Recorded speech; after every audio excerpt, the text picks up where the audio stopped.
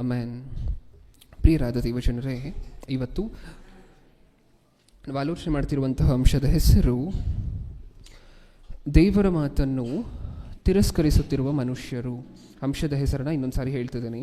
ಇವತ್ತು ನಾವು ಆಲೋಚನೆ ಮಾಡ್ತಿರುವಂತಹ ಅಂಶದ ಹೆಸರು ದೇವರ ಮಾತನ್ನು ತಿರಸ್ಕರಿಸುತ್ತಿರುವ ಮನುಷ್ಯರು. ಓಕೆ, ಇಷ್ಟಕ್ಕೂ ಈ ಅಂಶವನ್ನು ಏನಕ್ಕೋಸ್ಕರ ಆಲೋಚನೆ ಮಾಡ್ತಿದ್ದೀವಿ? ಒಂದು ವೇಳೆ ನಾವು ವಾಕ್ಯಕ್ಕೆ ಆಗಾಗ ಬೆಲೆ ಕೊಡಬೇಕು ಅಂತ ಅನ್ನಿಸ್ದೆ ಹೋದರೆ, ನಮಗೆ ಈ ಸಂದೇಶ ಕೇಳಿದ ನಂತರ ನಮ್ಮಲ್ಲಿ ಏನಾದರೂ ಮಾರ್ಪಾಟು ಬರಬಹುದಾ ಅಂತ ಹೇಳಿ ಯೋಚನೆ ಮಾಡೋಣ ಈ ಸಂದೇಶ ಆದ ನಂತರ. ಓಕೆ, ಇಷ್ಟಕ್ಕೂ ನೀವು ಪ್ರಾರಂಭದಿಂದ ದೇವರ ಆಸಕ್ತಿಯನ್ನು ನೋಡ್ತಾ ಬರ್ತಿದ್ರೆ, ಪ್ರಾರಂಭದಿಂದಲೂ ಸಹ ದೇವರ ಹಂಬಲ, ದೇವರ ಆಸಕ್ತಿ, ದೇವರು ಕೋರ್ಕೊಳ್ತಿರುವಂತಹದ್ದು ಒಂದೇ ವಿಚಾರ. ಏನದು? ನಾನು ನನ್ನ ಮಕ್ಕಳ ಜೊತೆ ಮಾತಾಡಬೇಕು. ಹೌದಾ? ಪ್ರಾರಂಭದಿಂದಲೂ ಸಹ ಸತ್ಯವೇದವನ್ನು ನೀವು ಮತ್ತೆ ಮತ್ತೆ ಮತ್ತೆ ಓದ್ತಾ ಇರ್ತೀರಲ್ವ? ಆ ಓದುವಂತಹ ವಚನಗಳಲ್ಲಿರುವಂಥ ಹಂಬಲ ಎಲ್ಲ ಏನು ಅಂತ ಹೇಳಿ ಕಾಣಿಸುತ್ತೆ ನಿಮಗೆ? ದೇವರ ಕೋರಿಕೆ ಒಂದೇ, ನಾನು ನನ್ನ ಮಕ್ಕಳ ಜೊತೆ ಏನು ಮಾಡಬೇಕು? ಮಾತಾಡಬೇಕು. ಮಾತಾಡಲಿ ಬ್ರದರ್, ಯಾರು ಬೇಡ ಅಂದರು ಅಂತೀರಾ? ಮಾತಾಡಲಿ ಬ್ರದರ್, ಯಾರು ಬೇಡ ಅಂದರು ಅಂತೀರಾ? ದೇವರು ಮನುಷ್ಯರ ಜೊತೆ ಮಾತಾಡುವಂತಹದ್ದು ಅಷ್ಟೊಂದು ಸುಲಭವಾಗಿರುವಂಥ ಕೆಲಸ ಅಲ್ಲ ಪ್ರಿಯರೇ. ದೇವರು ಮನುಷ್ಯರ ಜೊತೆ ಮಾತಾಡುವಂತಹದ್ದು ಎಷ್ಟು ಕಷ್ಟ ಅಂತ ಹೇಳಿ ನಮಗೆ ಅರ್ಥ ಆಗಬೇಕಾದ್ರೆ, ಒಂದ್ಸರಿ ನೀವು ನಿಮಗಿರುವಂತಹ ಚಿಕ್ಕ ಚಿಕ್ಕ ಮಕ್ಕಳ ಜೊತೆ ಮಾತಾಡಿ ನೋಡಿ, ಮಕ್ಕಳ ಹತ್ರ ಮಾತಾಡಿ ನೋಡಿ. ಮಾತಾಡಿದ್ದೀವಿ ಅವ್ರ ಜೊತೆ ತಂದೆ ತಾಯಂದಿರಾಗಿ? ಹೇಗಿರುತ್ತೆ ಎಕ್ಸ್ಪೀರಿಯನ್ಸು? ಚಿಕ್ಕ ಮಕ್ಕಳ ಹತ್ರ ಮಾತಾಡಬೇಕಾದ್ರೆ ಹೇಗಿರುತ್ತೆ ಎಕ್ಸ್ಪೀರಿಯನ್ಸ್ ಹೇಳಿ? ಹೇಗಿರುತ್ತೆ? ಸಂತೋಷವಾಗಿರುತ್ತೆ. ಸರಿ, ನೀವು ಮಾತಾಡುವಂತಹ ಜರ್ನಿ ಏನಾದರೂ ಹೇಳ್ಕೊಡ್ಬೇಕು ಅಂತ ಅಂದ್ಕೊಳ್ಳಿ ನಿಮ್ಮ ಮಕ್ಕಳಿಗೆ. ಒಂದಕ್ಕೆ ಒಂದನ್ನು ಸೇರಿಸಿದ್ರೆ ಎಷ್ಟಾಗತ್ತೆ ಅಂತ ಹೇಳ್ಕೊಡ್ಬೇಕು ಅಂತ ಅಂದ್ಕೊಳ್ಳಿ ಮಕ್ಕಳಿಗೆ. ಎಷ್ಟು ಕಷ್ಟ ಆಗುತ್ತೆ ಅಂತ ನೀವು ಹೇಳಿ. ಒಂದಕ್ಕೆ ಒಂದನ್ನು ಸೇರಿಸಿದ್ರೆ ಎಷ್ಟಾಗತ್ತೆ ಅಂತ ನೀವು ನಿಮ್ಮ ಮಕ್ಕಳಿಗೆ ಹೇಳ್ಕೊಡ್ಬೇಕಾದ್ರೆ ಎಷ್ಟು ಕಷ್ಟ ಆಗುತ್ತೆ? ಫಸ್ಟ್ ಒಂದಕ್ಕೆ ಒಂದು ಸೇರಿಸಿದ್ರೆ ಎಷ್ಟು ಅಂತ ನಿಮ್ಮ ಮಕ್ಕಳಿಗೆ ಗೊತ್ತಾಗಬೇಕಂದ್ರೆ ನೀವು ಕ್ವೆಶ್ಚನ್ ಕೇಳಿದ್ರಿ ಅಂತ ಅಂದ್ಕೊಳ್ಳಿ. ಮಗನೇ, ಒಂದಕ್ಕೆ ಒಂದನ್ನು ಸೇರಿಸಿದ್ರೆ ಎಷ್ಟು ಅನ್ನುವಂಥ ಕ್ವೆಶ್ಚನ್ ಕೇಳಿದ್ರಿ ಅಂತ ಅಂದ್ಕೊಳ್ಳಿ. ಅವ್ರೇನು ಕೇಳ್ತಾರೆ? ಡ್ಯಾಡಿ, ಫಸ್ಟು ಒಂದು ಅಂದರೆ ಏನು ಅಂತ ಹೇಳು, ಆಮೇಲೆ ಇನ್ನೊಂದು ಅಂದರೆ ಏನು ಅಂತ ಹೇಳು, ಆಮೇಲೆ ಸೇರಿಸಿದ್ರೆ ಅನ್ನುವಂಥ ಪದಕ್ಕೆ ಅರ್ಥ ಹೇಳು, ಆಮೇಲೆ ಅದೇನಾಗುತ್ತೆ ಅಂತ ನಾನು ಹೇಳ್ತೀನಿ ಅಂತಾರೆ. ಹೌದಾ ಇಲ್ವಾ? ಎಲ್ಲಿಂದ ಹೇಳ್ಕೊಡ್ಬೇಕು? ತುಂಬ ಚಿಕ್ಕ ಮಕ್ಕಳಿಗೆ ಎಲ್ಲಿಂದ ಹೇಳ್ಕೊಡ್ಬೇಕು ನೀವು? ಫಸ್ಟು ಒಂದು ಅಂದರೆ ಏನು ಅಂತ ಗೊತ್ತಾಗಬೇಕು. ನೀವು ಒಂದಕ್ಕೆ ಒಂದು ಸೇರಿಸಿದ್ರೆ ಎರಡು ಅಂತ ಹೇಳ್ಕೊಡೋದಕ್ಕಿಂತ ಮುಂಚೆ ಏನು ಹೇಳ್ಕೊಡ್ಬೇಕು ಅವ್ರಿಗೆ? ಒಂದು ಅಂದರೆ ಏನು ಅಂತ ಹೇಳ್ಕೊಡ್ಬೇಕು, ಸೇರಿಸುವಂತಹದ್ದು ಅಂದರೆ ಏನು ಅಂತ ಹೇಳ್ಕೊಡ್ಬೇಕು. ಹೌದಾ? ಎಷ್ಟು ಕಷ್ಟವಾಗಿರುತ್ತೆ ಯೋಚನೆ ಮಾಡಿ. ಚಿಕ್ಕ ಮಕ್ಕಳ ಹತ್ರ ಏನಾದರೂ ಮಾತಾಡಬೇಕಂದ್ರೆ ಎಷ್ಟು ಕಷ್ಟವಾಗಿರುತ್ತೆ. ಚಿಕ್ಕ ಮಕ್ಕಳಿಗೆ, ತುಂಬ ಜನ ಮಕ್ಕಳಿದ್ದಾರೆ, ಮಕ್ಕಳು ಚಿಕ್ಕ ಮಗು ಕರೆದು ಅವ್ರ ಹತ್ರ ಒಂದು ಸಾರಿ ಮಾತಾಡ್ಲಿಕ್ಕೆ ಪ್ರಯತ್ನ ಪಡಿ. ಒಂದು ವರ್ಷ, 1.5 ವರ್ಷ, ಇನ್ನೂ ಬಾಯಿಗೆ ಇಲ್ಲಿ ಮಾತು ಬರ್ತಿರೋದಿಲ್ಲ. ಅವ್ರ ಹತ್ರ ಮಾತಾಡ್ಲಿಕ್ಕೆ ಪ್ರಯತ್ನ ಪಡಿ. ನೀವೇನೋ ಹೇಳಿದ್ರೆ ಅವ್ರದ್ದೇ ಭಾಷೆಯಲ್ಲಿ ಏನೋ ಹೇಳಿರ್ತಾರೆ, ಅದು ನಮ್ಗೆ ಯಾರಿಗೂ ಅರ್ಥ ಆಗೋದಿಲ್ಲ. ಹೌದಾ? ಅದವರ ಮನಸ್ಥಿತಿ. ನಿಮ್ಮ ಹಂತ ಬೇರೆ. ನೀವು PhDಗಳು ಮಾಡಿರ್ತೀರಾ, ಡಿಗ್ರಿ ಮಾಡಿರ್ತೀರಾ, PUC ಓದಿರ್ತೀರಾ, ಇದೆಲ್ಲ ಮಾಡಿದ್ದೀರಾ. ನಿಮ್ಮ ಮಕ್ಕಳು ಇನ್ನೂ ಚಿಕ್ಕವರು, ಅವ್ರು ಏನೂ ಓದಿಲ್ಲ. ಓದದೇ ಇರುವಂತಹ, ಜ್ಞಾನ ಇಲ್ಲದೆ ಇರುವಂತಹ ನಿಮ್ಮ ಮಕ್ಕಳ ಜೊತೆ ನೀವು ಮಾತಾಡಬೇಕಂದ್ರೆ ಎಷ್ಟು ಕಷ್ಟವಾಗತ್ತಲ್ವ?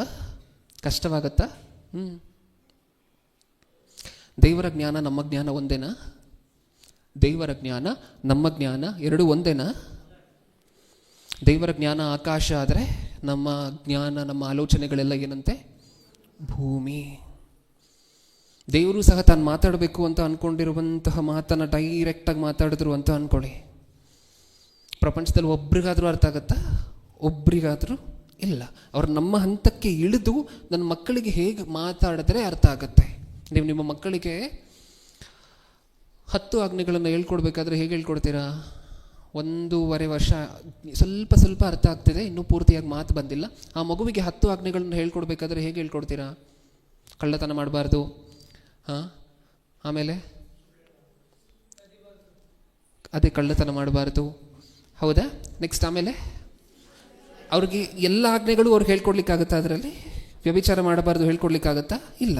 ಕಳ್ಳತನ ಮಾಡಬಾರ್ದು, ಸುಳ್ಳು ಹೇಳಬಾರ್ದು, ತಂದೆ ತಾಯಿಗಳನ್ನು ಸನ್ಮಾನಿಸಬೇಕು, ಈ ಥರ ಚಿಕ್ಕದ ಅವ್ರಿಗೆ ಅರ್ಥ ಮಾಡಿಸ್ಲಿಕ್ಕೆ ಎಷ್ಟು ಕಷ್ಟ ಆಗುತ್ತೆ ಯೋಚನೆ ಮಾಡಿ ನೋಡಿ. ಸುಳ್ಳು ಹೇಳಿದ್ರೆ ಏನಾಗುತ್ತೆ ಡ್ಯಾಡಿ ಅಂತಾರೆ. ಹೌದಾ? ಸುಳ್ಳು ಹೇಳಿದ್ರೆ ಏನಾಗೋಗುತ್ತೆ ಹೇಳು ಅಂತಾರೆ. ಸುಳ್ಳಂದ್ರೆ ಹೇಳು ಫಸ್ಟು. ಏನು ಸುಳ್ಳಂದ್ರೆ ಏನು ಹೇಳು? ನೀವು ಸುಳ್ಳು ಹೇಳಬಾರ್ದು ಅಂದರೆ ಸುಳ್ಳಂದ್ರೆ ಏನು ಹೇಳು ಅಂತಾರೆ.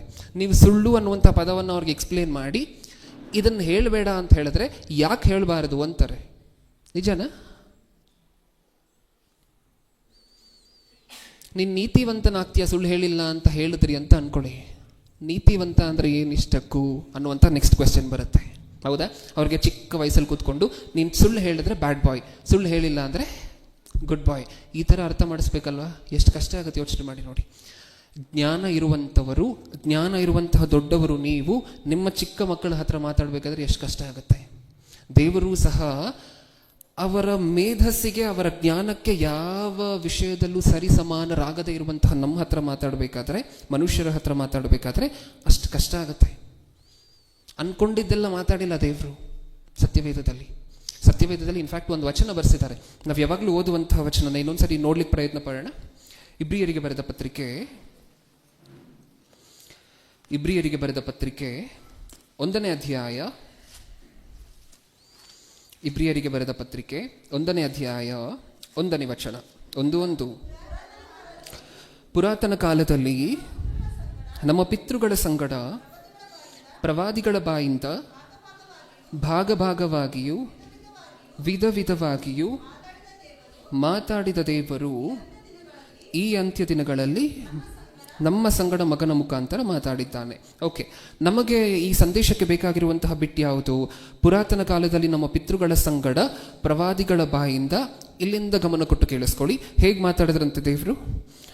ಭಾಗಭಾಗವಾಗಿಯೂ ವಿಧ ವಿಧವಾಗಿಯೂ ಮಾತಾಡಿದ ದೇವರು. ಇನ್ನೊಂದ್ಸರಿ ಓದೋಣ ಅದನ್ನೇ. ಭಾಗಭಾಗವಾಗಿಯೂ ವಿಧ ವಿಧವಾಗಿಯೂ ಮಾತಾಡಿದ ದೇವರು. ಇನ್ನೊಂದೇ ಒಂದ್ಸರಿ ಓದ್ಬಿಟ್ಟು ಮುಂದೆ ಹೋಗೋಣ. ಭಾಗಭಾಗವಾಗಿಯೂ ವಿಧ ವಿಧವಾಗಿಯೂ ಮಾತಾಡಿದ ದೇವರು. ಈ ಮಾತಿಗೆ ಅರ್ಥ ಏನು ಪ್ರಿಯರೇ? ದೇವರು ಭಾಗಭಾಗವಾಗಿ ಮಾತಾಡ್ತಿದ್ರಂತೆ, ವಿಧ ವಿಧವಾಗೆಲ್ಲ ಮಾತಾಡ್ತಿದ್ರಂತೆ. ಈ ಮಾತಿಗೆ ಅರ್ಥ ಏನು? ಇದು ಹಳೆ ಒಡಂಬಡಿಕೆ ಮಾತಾಡ್ತಿದ್ರಾ, ಹೊಸ ಒಡಂಬಡಿಕೆ ಮಾತಾಡ್ತಿದ್ರಾ ಅನ್ನುವಂತಹ ಪ್ರಶ್ನೆಯನ್ನು ಪಕ್ಕಕ್ಕಿಡಿ. ದೇವರು ಮನುಷ್ಯರ ಜೊತೆ ಮಾತಾಡಬೇಕಾದ್ರೆ ಹೇಗೆ ಮಾತಾಡಿದ್ರಂತೆ? ಭಾಗಭಾಗವಾಗಿ ವಿಧ ವಿಧವಾಗಿ. ಏನಕ್ಕೋಸ್ಕರ ಭಾಗಭಾಗ ಮಾಡಿ ಮಾತಾಡಬೇಕಿತ್ತು? ಪ್ರಾರಂಭದಲ್ಲಿ ಇಸ್ರಾಯೇಲಿಯರನ್ನು ಐಗುಪ್ತ ದೇಶದಿಂದ ಬಿಡಿಸ್ಕೊಂಡು ಬಂದ ನಂತರ ಆ ಪ್ರಯಾಣದಲ್ಲಿ ಇವ್ರಿಗೆ 10 ಆಜ್ಞೆಗಳನ್ನು ಕೊಡ್ತಾರಲ್ವ? ಎಷ್ಟು ಆಜ್ಞೆಗಳನ್ನು ಕೊಟ್ಟರು ಅವ್ರಿಗೆ? 10. ನಿಜವಾಗ್ಲೂ ನಮ್ಮ ಭಾಷೆಯಲ್ಲಿ ಹೇಳಬೇಕಾದ್ರೆ 10 ಆಜ್ಞೆಗಳು ಸಹ 10 ಲೈನ್ಸ್ ಅಲ್ವಾ? 10 ಸೆಂಟೆನ್ಸಸ್. ಮನುಷ್ಯರ ಜೊತೆ ಎಷ್ಟು ಮಾತನ್ನು ಮಾತಾಡಿದ್ರು ಹೇಳಿ ದೇವರು ಪ್ರಾರಂಭದಲ್ಲಿ? 10 ಲೈನು. ಮಕ್ಕಳ, ನಾನು ನಿಮ್ಮ ಹತ್ರ ಎಷ್ಟೊಂದು ಮಾತಾಡಬೇಕು ಅನ್ನುವಂಥ ಆಸೆ ನನಗಿದೆ. ಆದರೆ ನೀವು ಅದನ್ನೆಲ್ಲ ಜೀರ್ಣ ಮಾಡ್ಕೊಳ್ಲಿಕ್ಕೆ ಆಗೋದಿಲ್ಲ. 10 ಲೈನನ್ನು ನಿಮ್ಮ ಜೊತೆ ಮಾತಾಡ್ತೀನಿ. ಅದನ್ನು ನೆನ್ಪಿಟ್ಕೊಳ್ತೀರಾ? ಅದನ್ನು ಕಲಿತೀರಾ? ಅದನ್ನು ಪಾಲಿಸ್ತೀರಾ? 10 ಲೈನು, ಜಾಸ್ತಿ ಮಾತಾಡೋದಿಲ್ಲ. 10 ಲೈನು ಇಷ್ಟೇ ಮಕ್ಕಳ ನಾನು ನಿಮ್ಮ ಜೊತೆ ಮಾತಾಡುವಂತಹದ್ದು. ನೆನ್ಪಿಟ್ಕೊಳ್ತೀರಾ? 10 ಲೈನಾ? ಹಾಂ. ಇನ್ನೊಂದು ಸ್ವಲ್ಪ ವರ್ಷ ಆಯಿತು. ಆಮೇಲೆ ನಿಧಾನವಾಗಿ ಪಂಚಖಂಡಗಳನ್ನೆಲ್ಲ ಫಿಲ್ ಮಾಡಲಿಕ್ಕೆ ಶುರು ಮಾಡಿದ್ರಲ್ವ? ಅವಾಗೂ ಪಂಚಕಾಂಡಗಳು, ಅದು ಪಂಚಕಾಂಡಗಳು, ಪ್ರಾರಂಭದ 5 ಕಾಂಡಗಳು, ಆದಿಕಾಂಡ, ವಿಮೋಚನ ಕಾಂಡ, ಈ ಕಾಂಡಗಳು ಏನು ನೋಡ್ತೀವಿ, ಈ ಕಾಂಡಗಳನ್ನು ಮಾತ್ರ ಕೊಟ್ಟರು. 10 ಆಜ್ಞೆಗಳು ಒಂದು ಪಾರ್ಟ್ ಆದರೆ ಈ ಕಾಂಡಗಳನ್ನೆಲ್ಲ ಸೇರಿಸಿ ಫಿಲ್ ಮಾಡಿ ಕೊಡುವಂತಹದ್ದು ಇನ್ನೊಂದು ಪಾರ್ಟ್. ಭಾಗ ಮಾಡಿ ಮಾತಾಡ್ತಿದ್ದಾರೆ ದೇವರು. ನೋಡಿ, ನಮಗೆಲ್ಲ ಅರ್ಥ ಆಗೋದಿಲ್ವೋ ಅಂತ ಹೇಳಿ ಭಾಗ ಮಾಡಿ ಡಿವೈಡ್ ಮಾಡಿ ಮಾತಾಡ್ತಿದ್ದಾರೆ. ಬ್ರೇಕ್ ಮಾಡ್ತಿದ್ದಾರೆ ದೇವರು ತಾನು ಹೇಳಬೇಕು ಅಂತ ಅನ್ಕೊಂಡಿರುವಂತಹದ್ದನ್ನು.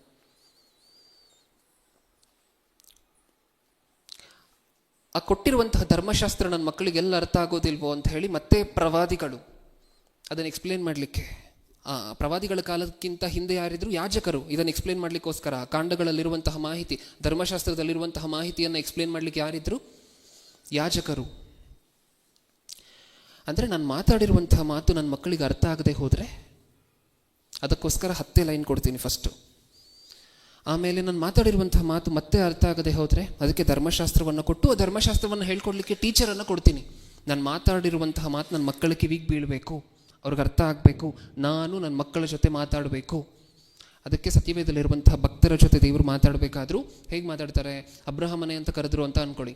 ಇದ್ದೇನೆ ಪ್ರಭು ಅಂದರೆ, ಅದಾದಮೇಲೆ ನೀನು ಈ ದೇಶದಿಂದ ಈ ದೇಶಕ್ಕೆ ಹೋಗು. ದೇವರು ಒಂದು ಕೆಲಸವನ್ನು ಭಕ್ತರಿಗೆ ಹೇಳಬೇಕು ಅಂತ ಹೇಳಿದ್ರೆ ಹೇಗೆ ಹೇಳ್ತಾ ಇದ್ರು? ನೀನು ಈ ದೇಶದಿಂದ ಈ ದೇಶಕ್ಕೆ ಹೋಗು, ಆಮೇಲೆ ಅಲ್ಲಿ ಏನು ಮಾಡಬೇಕು ಅಂತ. ನಾನು ತುಂಬ ಸರಿ ಭಕ್ತರ ಹತ್ರ ಈ ಥರ ಮಾತಾಡಿದ್ದಾರೆ. ನೀನು ಈ ದೇಶದಿಂದ ಈ ದೇಶಕ್ಕೆ ಹೋಗು, ಆಮೇಲೆ ಅಲ್ಲಿ ಏನು ಮಾಡಬೇಕು ಅಂತ ನಾನು ಹೇಳ್ತೀನಿ. ಫಸ್ಟೇ ಹೇಳ್ಬಿಡ್ಬೋದಲ್ವ ಒಟ್ಟಿಗೆ, ನೀನು ಈ ದೇಶದಿಂದ ಈ ದೇಶಕ್ಕೆ ಹೋಗು, ಅಲ್ಲಿ ಈ ಕೆಲಸಗಳನ್ನೆಲ್ಲ ಮಾಡಬೇಕು, ಅದನ್ನೆಲ್ಲ ಮುಗಿಸು ಅಂತ. ಹಂಗೆ ಹೇಳಿಲ್ಲ. ಕೆಲವೊಂದು ಸಾರಿ ನೀನು ಈ ದೇಶದಿಂದ ಈ ದೇಶಕ್ಕೆ ಹೋಗು, ಅಲ್ಲಿ ಹೋದ ನಂತರ ಮತ್ತೆ ನನ್ನನ್ನು ಕಾಂಟ್ಯಾಕ್ಟ್ ಮಾಡು, ಇಲ್ಲ ನಾನೇ ಬಂದು ನಿನ್ನನ್ನು ಕಾಂಟ್ಯಾಕ್ಟ್ ಮಾಡ್ತೀನಿ, ಅಲ್ಲಿಂದ ಏನು ಮಾಡಬೇಕು ಅಂತ ನಾನು ಹೇಳ್ಕೊಡ್ತೀನಿ. ಅಲ್ಲೂ ಒಂದೇ ಸಾರಿ ಮಾತಾಡಿಲ್ವಾ? ಒಂದು ವೇಳೆ ಅದು ಜಾಸ್ತಿ ಆಗೋದ್ರೆ ನನ್ನ ಮಕ್ಕಳಿಗೆ, ನಾನು ಮಾತಾಡುವಂತಹ ಮಾತು ನನ್ನ ಮಕ್ಕಳಿಗೆ ಅರ್ಥ ಆಗಬೇಕಲ್ವ, ಸ್ಪಷ್ಟವಾಗಿ ಅರ್ಥ ಆಗಬೇಕಲ್ವ? ಸುಲಭ ಅಲ್ಲ. ದೇವರು ಮನುಷ್ಯರ ಜೊತೆ ಮಾತಾಡುವಂತಹದ್ದು ಸುಲಭದ ಕೆಲಸ ಅಲ್ಲ. ದೇವರ ಜ್ಞಾನ ನಮ್ಮ ಜ್ಞಾನ ಒಂದಲ್ಲ. ನೀವು ನಿಮ್ಮ ಮಕ್ಕಳ ಜೊತೆ ಮಾತಾಡಬೇಕಂದ್ರೆ ತುಂಬ ಈಸಿ ಪ್ರಿಯರೇ, ಹೌದಾ? ಯಾಕೆ? ನಿಮಗಿಂತ ನಿಮ್ಮ ಮಕ್ಕಳು ಸ್ವಲ್ಪ ಜ್ಞಾನ ಕಮ್ಮಿ ಇರುವಂಥವ್ರು, ನಿಜನಾ? ಸ್ವಲ್ಪ ಜ್ಞಾನ ಕಮ್ಮಿ ಇರುವಂಥವ್ರು. ದೇವರಿಗಿಂತ ನಾವು ಎಷ್ಟು ಜ್ಞಾನ ಕಮ್ಮಿ ಇರುವಂಥವ್ರು, ಹೌದಲ್ವಾ? ನಮಗೂ ನಮ್ಮ ಮಕ್ಕಳಿಗೂ ಇರುವಂತಹ ವ್ಯತ್ಯಾಸ ಏನು? ಅವರು ದೊಡ್ಡ ದಡ್ಡರಾದರೆ ನಾವು ಚಿಕ್ಕ ದಡ್ಡರು, ಅಷ್ಟೇ ಅಲ್ವಾ? ಹೌದಾ? ನಾವು ಚಿಕ್ಕ ದೊಡ್ಡರು, ಅವರು ದೊಡ್ಡ ದಡ್ಡರು. ಇದು ನಮಗೂ ನಮ್ಮ ಮಕ್ಕಳಿಗಿರುವಂತಹ ವ್ಯತ್ಯಾಸ. ಆದರೆ ದೇವರಿಗೂ ಮನುಷ್ಯರಿಗೂ ಅದಲ್ಲ ಸೀನ್. ದೇವರ ಮೇಧಸ್ಸು ಬೇರೆ, ದೇವರ ಇಂಟೆಲಿಜೆನ್ಸ್ ಬೇರೆ, ನಮ್ಮ ಇಂಟೆಲಿಜೆನ್ಸ್ ಬೇರೆ. ಅದನ್ನೆಲ್ಲ ಸುಧಾರಿಸ್ಕೊಳ್ಲಿಕ್ಕೆ ಆಗೋದಿಲ್ಲ ಅಂತ ಎಲ್ಲ ಮಕ್ಕಳಿಗೆ ಅರ್ಥ ಆಗೋದಿಲ್ವೋ ಅಂತ ಹೇಳಿ ಪಾರ್ಟ್ ಬೈ ಪಾರ್ಟ್ 10 ಲೈನ್ ಕೊಡ್ತೀನಿ, ಕಲಿತೀರಾ, ಪಾಲಿಸ್ತೀರಾ ಪ್ಲೀಸ್. ಅದಾದ ನಂತರ ಧರ್ಮಶಾಸ್ತ್ರ, ಇದನ್ನು ಪಾಲಿಸ್ತೀರಾ, ಇದು ನಿಮ್ಗೆ ಅರ್ಥ ಆಗಿಲ್ಲ ಅಂದರೆ ಅದಕ್ಕೋಸ್ಕರ ಪ್ರವಾದಿಗಳು, ಅದಕ್ಕೋಸ್ಕರ ಯಾಚಕರು, ಅದಾದ ನಂತರ ಮತ್ತೆ ಪ್ರವಾದಿಗಳು, ಅವ್ರ ಹತ್ರ ಸ್ವಲ್ಪ ಬರ್ಸಿದ್ರು, ಅದಾದ ನಂತರ ಇನ್ನೂ ಸ್ವಲ್ಪ ಜನ ಚಿಕ್ಕ ಪ್ರವಾದಿಗಳು, ಅವ್ರ ಕೈಯಲ್ಲಿ ಒಂದಷ್ಟು ಬರ್ಸಿದ್ರು ಸತ್ಯವೇದಲ್ಲಿರುವಂತಹ ಮಾತುಗಳು. ಏನಕ್ಕೆ ಈ ಪಾಡು? ಏನಕ್ಕೋಸ್ಕರ? ನಾನು ನನ್ನ ಮಕ್ಕಳ ಜೊತೆ ಮಾತಾಡಬೇಕು, ಅದೊಂದೇ ಕೋರಿಕೆಗೋಸ್ಕರ. ನಿಮಗಿರುತ್ತಾ ಇಲ್ವಾ ಪ್ರಿಯರೇ ನಿಮ್ಮ ಮಕ್ಕಳ ಜೊತೆ ನೀವು ಮಾತಾಡಬೇಕಂತ? ಹಾಸ್ಟೆಲ್ಗೆ ಎಲ್ಲಾದರೂ ಸೇರಿಸಿದ್ದೀರಾ ಅಂತ ಅಂದ್ಕೊಳ್ಳಿ ನಿಮ್ಮ ಮಕ್ಕಳನ್ನು. ಅವರು ಪ್ರತಿದಿನವೂ ಒಂದು ಸಾರಿ ಕಾಲ್ ಮಾಡ್ತಿದ್ದಾರೆ ಅಂತ ಅಂದ್ಕೊಳ್ಳಿ. ಒಂದಿನ ಕಾಲ್ ಮಾಡೋದಿಲ್ಲ, ಏನಾಗೋಗ್ತೀರ ನೀವು? ಏನಾಗೋಗ್ತೀರ? ನಾನು ಇವತ್ತು ನನ್ನ ಮಗನ ಜೊತೆ ಮಾತಾಡಿಲ್ಲ, ಹೌದಾ? ಅದು ನಿಮ್ಮ ಮೈಂಡಿಗೆ ಬಂದ ತಕ್ಷಣ ಏನಾಗೋಗ್ತೀರಾ?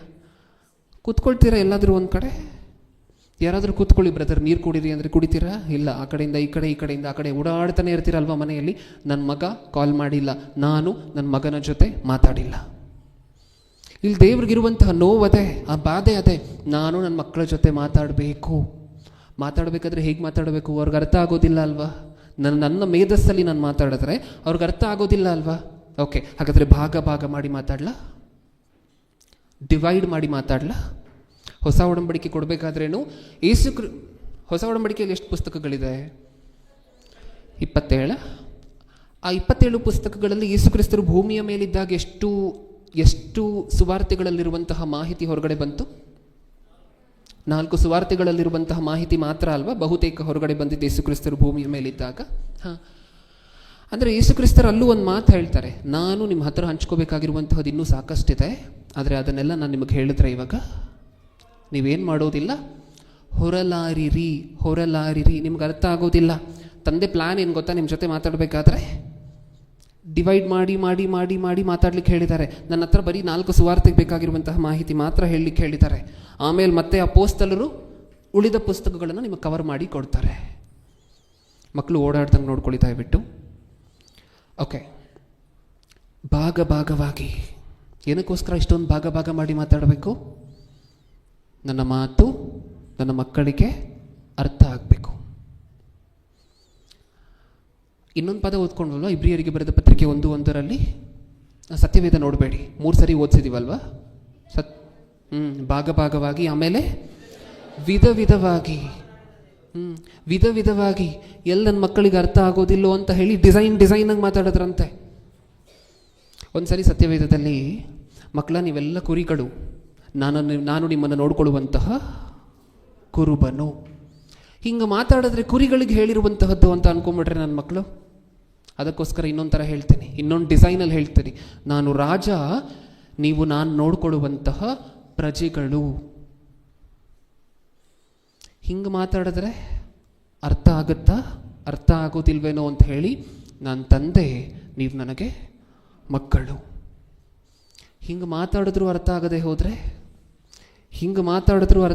ಹೋದರೆ ನಾನು ಮೊದಲಿಂಗನು, ಸಭೆ ಅನ್ನುವಂತಹ ನೀವು ಮೊದಲಗಿತ್ತಿಯರು. ಜ್ಞಾನೋಕ್ತಿಗಳು ತೆಗೆದ್ರೆ ಕಂದ ಅಂತ ಕರೀತಾರೆ. ಏನಂತ ಕರೀತಾರೆ? ಕಂದ. ಒಂದು ವೇಳೆ ಕಂದ ಅಂತ ಕರೆದ್ರೆ ನೀವು ಬರೀ ಚಿಕ್ಕ ಮಕ್ಕಳಿಗೆ ಮಾತ್ರ, ನಮಗಲ್ಲ ಅಂತ ಅಂದ್ಕೊಂಡ್ರೆ ಕನ್ಫ್ಯೂಸ್ ಮಾಡ್ಕೋತಾರೆ ನನ್ನ ಮಕ್ಕಳು ಅಂತ ಹೇಳಿ. ಮಗನೇ ಅಂತ ಕರೀತಾರೆ ಇನ್ನೊಂದು ಸಾರಿ. ನೀವು ಮಗನೇ ಅಂದರೆ ಕನ್ಫ್ಯೂಸ್ ಆಗಿ ಸ್ತ್ರೀಯರೆಲ್ಲ ಕೋಪ ಮಾಡ್ಕೊಳ್ತಾರೆ ಅಂತ ಮತ್ತೆ ಸತ್ಯವೇದದಲ್ಲಿ ಸ್ತ್ರೀ ಪುರುಷರು ಅನ್ನುವಂತಹ ಭೇದ ಯಾರಿಗೂ ದೇವರಿಗೆ ಇಲ್ಲ ಅಂತ ಮತ್ತೆ ಕ್ಲಾರಿಫಿಕೇಶನ್ ಕೊಡಬೇಕು. ಏನಕ್ಕೆ ಈ ಪಾಡೇನಕ್ಕೋಸ್ಕರ ಹೇಳಿ? ದೇವರಿಗೆ ತಾಪತ್ರೆ ಏನಕ್ಕೋಸ್ಕರ? ನಾನು ನನ್ನ ಮಕ್ಕಳ ಜೊತೆ ಮಾತಾಡಬೇಕು. ಹೇಗೆ ಮಾತಾಡಿದ್ರೆ ಅರ್ಥ ಆಗತ್ತೆ? ಭಾಗ ಮಾಡಿ ಮಾತಾಡಿದ್ರೆ ಅರ್ಥ ಆಗತ್ತಾ? ವಿಧವಾಗಿ ಮಾತಾಡಿದ್ರೆ ಅರ್ಥ ಆಗತ್ತಾ? ಹೇಗೆ ಮಾತಾಡಲಿ? ಒಂದು ಕಾಲದಲ್ಲಿ ಸೀನಾಯಿ ಬೆಟ್ಟದಲ್ಲಿ ಮಾತಾಡ್ತಾರೆ, ಹೌದಾ? ಹೇಗಿರುತ್ತೆ ಎಫೆಕ್ಟ್ ಸೀನಾಯಿ ಬೆಟ್ಟದಲ್ಲಿ ದೇವರು ಕಾಣಿಸ್ಕೊಂಡಾಗ? ಅಂದರೆ ದೇವರ ಪ್ರಸನ್ನತೆ ಕಾಣಿಸ್ಕೊಂಡಾಗ ಹೇಗಿರುತ್ತೆ ಎಫೆಕ್ಟ್? ಹೇಗಿರುತ್ತೆ? ಬೆಟ್ಟ ಪೂರ್ತಿ ಅಗ್ನಿಮಯವಾಗಿ. ನನ್ನ ಮಕ್ಕಳು ಒಂದು ವೇಳೆ ನಾನು ಮಾತಾಡ್ತಿದ್ರೆ ದೇವರು ಮಾತಾಡ್ತಿಲ್ಲ, ಬೇರೆ ಯಾರೋ ಮಾತಾಡ್ತಿದ್ದಾರೆ ಅಂತ ಅಂದ್ಕೊಂಡ್ರೆ ಅದಕ್ಕೆ ಹಿಂಗೆ ಮಾತಾಡಬೇಕು ವಿತ್ ಸೈಡ್ ಎಫೆಕ್ಟ್ಸ್, ಹೌದಾ? ಬೆಂಕಿ ಎಲ್ಲ ಕಡೆನೂ ಕಾಣಿಸ್ತಿರ್ಬೇಕು. ಹಿಂಗೆ ಮಾತಾಡಿದ್ರೆ ಎಲ್ಲಿ ನನ್ನ ಮಕ್ಕಳು ಹೆದರ್ಕೊಂಡ್ಬಿಡ್ತಾರೋ ಅಂತ ಇನ್ನೊಂದು ಕಡೆ ಹಾಗೆ ಪ್ರವಾದಿಯನ್ನು ಕಳಿಸಿ ಸಿಂಪಲಾಗಿ ಮಾತಾಡ್ತಾರೆ. ಏನಕ್ಕೋಸ್ಕರ ಈ ಪಾಡು? ನನ್ನ ಮಾತು ನನ್ನ ಮಕ್ಕಳಿಗೆ ಅರ್ಥ ಆಗಬೇಕು. ನಾನು ನನ್ನ ಮಕ್ಕಳ ಜೊತೆ ಮಾತಾಡಬೇಕು. ನಾನು ಮಾತಾಡುವಂತಹ ಮಾತು ಒಂದು ವೇಳೆ ನಾನು ಬರೀ ಹೀಬ್ರುವಲ್ಲೇ, ನನ್ನ ಮಾತುಗಳು ಬರೀ ಹೀಬ್ರುವಲ್ಲೇ, ಸತ್ಯವೇದಲ್ಲಿರುವಂತಹ ಮಾತು ಹೀಬ್ರುವಲ್ಲೇ ಇದ್ದರೆ ಗ್ರೀಕ್ ಬರುವಂಥವ್ರು ಏನು ಮಾಡಬೇಕು? ನನ್ನ ಮಾತು ಅವ್ರಿಗೂ ಕೇಳಿಸ್ಬೇಕು. ನನ್ನ ಮಾತು ನಾನು ಅವ್ರ ಜೊತೆನೂ ಮಾತಾಡಬೇಕು. ಅಲ್ಲಿಂದ ಗ್ರೀಕ್ಗೆ ಮತ್ತೆ ಅನುವಾದ ಮಾಡಿಸಿದ್ದು ಸತ್ಯವೇದವನ್ನು. ಒಂದು ವೇಳೆ ಹೀಬ್ರು ಗ್ರೀಕ್ ಬರುವಂಥವರೇ ನನ್ನ ಮಾತು ಅರ್ಥ ಮಾಡಿಕೊಡ್ರೆ ಉಳಿದವ್ರಿಗೆಲ್ಲ ನಾನು ಉಳಿದವ್ರ ಜೊತೆನೂ ಮಾತಾಡಬೇಕು. ಇಂಗ್ಲೀಷು, ಕನ್ನಡ, ಹಿಂದಿ, ತೆಲುಗು, ತಮಿಳು ಯಾವ ಭಾಷೆಯಲ್ಲಿಲ್ಲ ಸತ್ಯವೇದ. ಏನಕ್ಕೋಸ್ಕರ ಬಂದಿದೆ ಗೊತ್ತಾ ಪ್ರಿಯರೇ ಸತ್ಯವೇದ ನಮ್ಮ ಭಾಷೆಗಳಿಗೆ? ಏನಕ್ಕೋಸ್ಕರ ಬಂದಿದೆ ಅಂತ ನೀವು ಹೇಳಿ. ಈಗ ಹೇಳಿ, ಏನಕ್ಕೋಸ್ಕರ ಬಂದಿದೆ ಸತ್ಯವೇದ ನಮ್ಮ ಭಾಷೆಗಳಿಗೆ? ದೇವರು ನಮ್ಮ ಜೊತೆ ಮಾತಾಡಬೇಕು ಅನ್ನುವಂಥ ಹಂಬಲ ಕಾಣಿಸ್ತಿದೆ ಅಲ್ವಾ? ನಾನು ನನ್ನ ಮಕ್ಕಳ ಜೊತೆ ಮಾತಾಡಬೇಕು. ನಿಮ್ಮ ಕೈಯಲ್ಲೂ ತಡ್ಕೊಳ್ಲಿಕ್ಕೆ ಆಗೋದಿಲ್ಲ ಅಲ್ವಾ ಪ್ರಿಯರೇ? ನೀವು ನಿಮ್ಮ ಮಕ್ಕಳ ಜೊತೆ ಮಾತಾಡದೆ ಹೋದರೆ, 2 ದಿನ ಫೋನೇ ಮಾಡಿಲ್ಲ ಅಂತ ಅಂದ್ಕೊಳ್ಳಿ, 3 ದಿನ ಎಲ್ಲಿ ಹೋದರೂ ಅಡ್ರೆಸ್ಗಿಲ್ಲ ಅಂತ ಅಂದ್ಕೊಳ್ಳಿ, ಏನಾಗೋಗ್ತೀರಾ ಹೇಳಿ? ಊಟ ಮಾಡ್ತೀರಾ? ನಾವು ಆ ದೇವರ ಹತ್ರ ಮಾತಾಡಿ ಎಷ್ಟು ವರ್ಷ ಆಗೋಗಿದ್ಯೋ? ನೀವು ನಿಮ್ಮ ಮಕ್ಕಳು ನಿಮ್ಮ ಜೊತೆ ಮಾತಾಡದೆ ಹೋದರೆ 3 ದಿನ ಊಟ ಬಿಟ್ಬಿಡ್ತೀರಾ? ನಿಜನಾ? ದೇವರು ಸಹ ನಮ್ಮ ಜೊತೆ ಮಾತಾಡಬೇಕಂತೆ, ಆದರೆ ನಾವು ಅವ್ರ ಜೊತೆ ಮಾತಾಡಿ ಎಷ್ಟು ವರ್ಷ ಆಗೋಗಿದ್ಯೋ ನಮಗೆ ಲೆಕ್ಕನೇ ಇಲ್ಲ. ತಂದೆ ತಾಯಿಯಂದಿರಾಗಿ ನಿಮಗೆ ಅಲ್ಲಲ್ಲಿ ಎಲ್ಲೆಲ್ಲೋ ಸ್ವಲ್ಪ ಬಾಧೆ ಆಗ್ತಿದೆ ಅಂದರೆ ದೇವರಿಗೆ ಇದಕ್ಕಿಂತ ಕೋಟಿ ಪಟ್ಟಷ್ಟು ಬಾಧೆ ಆಗ್ತಿದೆ. ಯಾಕೆ? ನಾನು ನನ್ನ ಮಕ್ಕಳ ಜೊತೆ ಮಾತಾಡಬೇಕು, ಆದರೆ ನನ್ನ ಮಾತು ಕೇಳಿಸ್ಕೊಡೋರು ಯಾರೂ ಇಲ್ಲ ಅಲ್ವಾ? 800 ಕೋಟಿ ಜನರನ್ನು ಉಂಟು ಮಾಡಿದ್ದೀನಿ ಭೂಮಿಯ ಮೇಲೆ, ಹೌದಾ? ಯಾರು ಕೇಳ್ತಾರೆ ನನ್ನ ಮಾತನ್ನು? ನಾನು ಮಾತಾಡಬೇಕು ಅವ್ರ ಜೊತೆ, ಯಾರು ಕೇಳಲಿಕ್ಕೆ ರೆಡಿ ಇಲ್ಲ. ಇದೆ ಅಲ್ವಾ ದೇವರ ಬಾಧೆ? ಇಷ್ಟೊಂದು ಟ್ರೈ ಮಾಡ್ತಿದ್ದಾರಂತೆ ಮಕ್ಕಳ ಜೊತೆ ದೇವರು ಮಾತಾಡಲಿಕ್ಕೆ, ಇಷ್ಟೊಂದು ಟ್ರೈ ಮಾಡ್ತಿದ್ದಾರಂತೆ. ಅವ್ರು ಅಷ್ಟೊಂದು ಆಸೆ ಇಟ್ಕೊಂಡು ನಾನು ನನ್ನ ಮಕ್ಕಳ ಜೊತೆ ಮಾತಾಡಬೇಕು ಅನ್ನುವಂತಹ ಆ ಕೋರಿಕೆ, ಆ ಹುಚ್ಚುತನವನ್ನು ಇಟ್ಕೊಂಡಿದ್ದಾರೆ ದೇವರು. ನಾವು ದೇವರ ಮಾತಿಗೆ ಎಷ್ಟು ಬೆಲೆ ಕೊಡ್ತೀವಿ ಗೊತ್ತಾ? ನಾವು ಮನುಷ್ಯರು ದೇವರು ನಮ್ಮ ಜೊತೆ ಮಾತಾಡಬೇಕು ಅಂತ ಆದಿಯಿಂದ ಸುಮಾರು ಆದಾಮನನ್ನು ಉಂಟು ಮಾಡಿ 10,000 6,000 ವರ್ಷ ಆಗಿದೆ ಅಂತ ಅಂದ್ಕೊಳ್ಳಿ. ಆವಾಗಲಿಂದ ನಾನು ನನ್ನ ಮಕ್ಕಳ ಜೊತೆ ಮಾತಾಡಬೇಕು. ಅವ್ರು ಅಷ್ಟೊಂದು ಕೋರಿಕೆ ಇಟ್ಕೊಂಡಿದ್ದಾರೆ. ನಾವು ಆ ದೇವರು ಮಾತಾಡಬೇಕು ಅಂತ ಬಂದಂತಹ ದೇವರನ್ನು ಎಷ್ಟು ಮರ್ಯಾದೆ ಕೊಟ್ಟು ಮಾತಾಡಿಸ್ತಿದ್ದೀವಿ ಗೊತ್ತಾ? ಒಂದ್ಸರಿ ಸತ್ಯವೇದದಲ್ಲಿ ನೋಡೋಣ. ಜ್ಞಾನೋಕ್ತಿಗಳು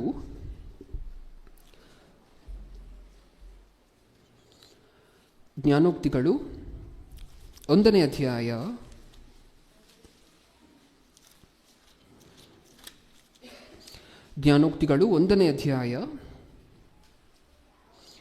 20ನೇ ವಚನವನ್ನು ಓದೋಣ.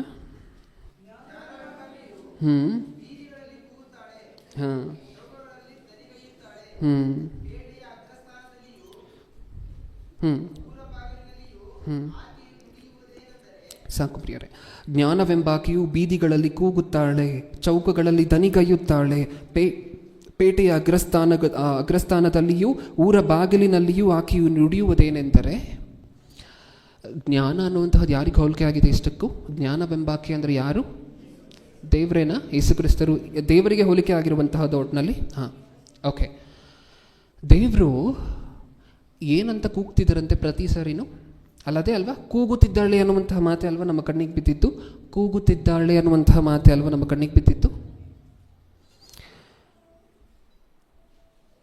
ನಿಮ್ಮ ಮಕ್ಕಳನ್ನು ನೀವು ಕರಿತೀರಾ, ಕರೆದ್ರೂ ಬಂದಿಲ್ಲ ಅಂದರೆ ಏನು ಮಾಡ್ತೀರಾ? ಕರೆದ್ರೂ ಬಂದಿಲ್ಲ ಅಂದರೆ ಏನು ಮಾಡ್ತೀರಾ? ಕೂಗ್ತೀರಾ. ನಿಜನಾ? ನಿಮ್ಮ ಮಕ್ಕಳು ಕರೆದ್ರೂ ಬರದೆ ಹೋದರೆ ಏನು ಮಾಡ್ತೀರಾ? ಕೂಗ್ತೀರಾ. ಜೋರಾಗಿ, ಕರೆಯುವುದಕ್ಕಿಂತ ಸ್ವಲ್ಪ ವಾಲ್ಯೂಮ್ ಜಾಸ್ತಿ ಮಾಡಿ ಕೂಗ್ತೀರಾ. ಎಲ್ಲೋ ಇದೆಯಾ ಅಂತ ಹೇಳಿ ಕೂಗಿ ಅದಕ್ಕೇನೋ ಒಂದು ಪದವನ್ನು ಆ್ಯಡ್ ಮಾಡಿ ಕರಿತೀರ. ಹೌದಾ ಇಲ್ವಾ? ಹಾಂ. ದೇವರು ಏನು ಮಾಡ್ತಿದ್ರಂತೆ, ಪ್ರತಿ ಸರಿನೂ ಸಹ ನಮ್ಮ ಜೊತೆ ಮಾತಾಡಬೇಕು ಅಂತ ಹೇಳಿ, ಜ್ಞಾನವೆಂಬಾಕೆಯು ಬೀದಿಗಳಲ್ಲಿ ಕೂಗುತ್ತಾಳೆ, ಚೌಕಗಳಲ್ಲಿ ದನಿಗೈಯುತ್ತಾಳೆ. ಎಲ್ಲಿ ಕೂಗ್ತಿದ್ಯಂತೆ? ಎಲ್ಲಿ ನಿಂತ್ಕೊಂಡು ಕರಿತಿದ್ದಾರಂತೆ ದೇವರು ನಮ್ಮನ್ನು?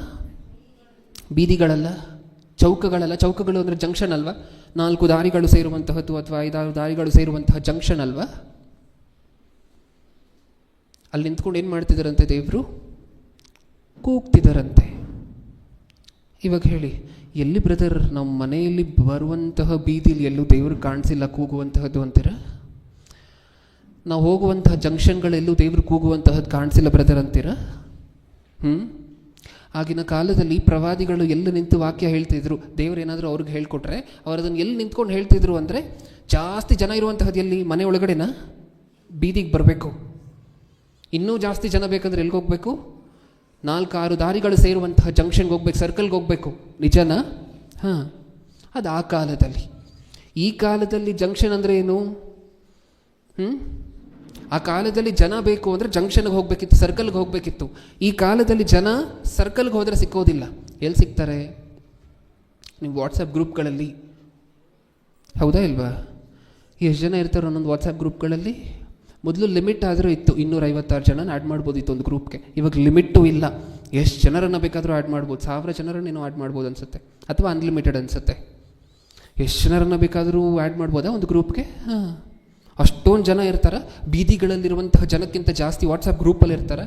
ಹಾಂ, ನಾವು ಇರ್ತೀವ ವಾಟ್ಸಪ್ ಗ್ರೂಪಲ್ಲಿ? ಹಾಂ, ನಾವುಗಳು ಅದಕ್ಕೆ ಪಾತ್ರಧಾರಿಗಳೇ ಅಲ್ವಾ?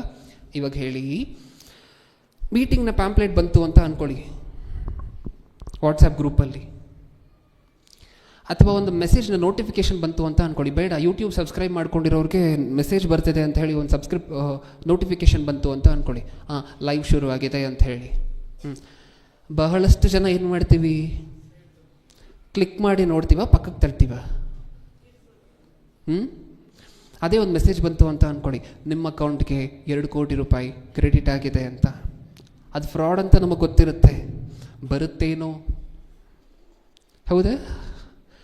ನೋಟಿಫಿಕೇಶನ್ ಬಂದರೆ, ಓಹ್ ಮಾನವ ನೀನು ಯಾರು ಅನ್ನುವಂತಹ ಪ್ರಸಂಗ ಬಂತು ಅಂತ ಅಂದ್ಕೊಳ್ಳಿ. ಅದನ್ನು ಆಮೇಲೆ ನೋಡೋಣ ನಾನು ಯಾರು ಅಂತ ಹೇಳಿ ತಳ್ಳಿಬಿಡ್ತೀವಿ. ನಿಜನಾ ಇಲ್ವಾ? ದೇವರ ಕೂಗು ಕರೆ ಅಂದರೆ ಬೇರೆ ಏನೂ ಅಲ್ಲ ಪ್ರಿಯರೇ. ನೀವು ಮೀಟಿಂಗ್ಗಳ ಪ್ಯಾಂಪ್ಲೆಟನ್ನು ರಸ್ತೆಯಲ್ಲಿ ನೋಡ್ತೀರಾ, ನಿಮ್ಮ ವಾಟ್ಸಪ್ ಗ್ರೂಪಲ್ಲಿ ನೀವು ನೋಡ್ತೀರಾ ಈ ಅಂಶದ ಬಗ್ಗೆ. ಕ್ರಿಸ್ತನು ದೇವರ ಮೂರ್ತಿ ರೂಪನಾಗಿದ್ದಾನೆ, ಈ ಅಂಶದ ಪ್ಯಾಂಪ್ಲೆಟನ್ನು ನೋಡಿದ್ರಿ ಅಂತ ಅಂದ್ಕೊಳ್ಳಿ. ಅದೇ ದೇವರ ಕರೆ. ಅಲ್ಲಿ ಏನಿರುತ್ತೆ ಕೆಳಗಡೆ? ಎಲ್ಲರೂ ಆಹ್ವಾನಿತರೆ ಇರುತ್ತಾ? ಆಲ್ ಆರ್ ವೆಲ್ಕಮ್ ಅನ್ನುವಂತಹ ಪದ ಇರುತ್ತಾ ಅಲ್ಲಿ? ಕರೆದಿದ್ಯಾರು? ಪಾಸ್ಟ್ರ? ಕರೆದಿದ್ಯಾರು? ದೇವರು.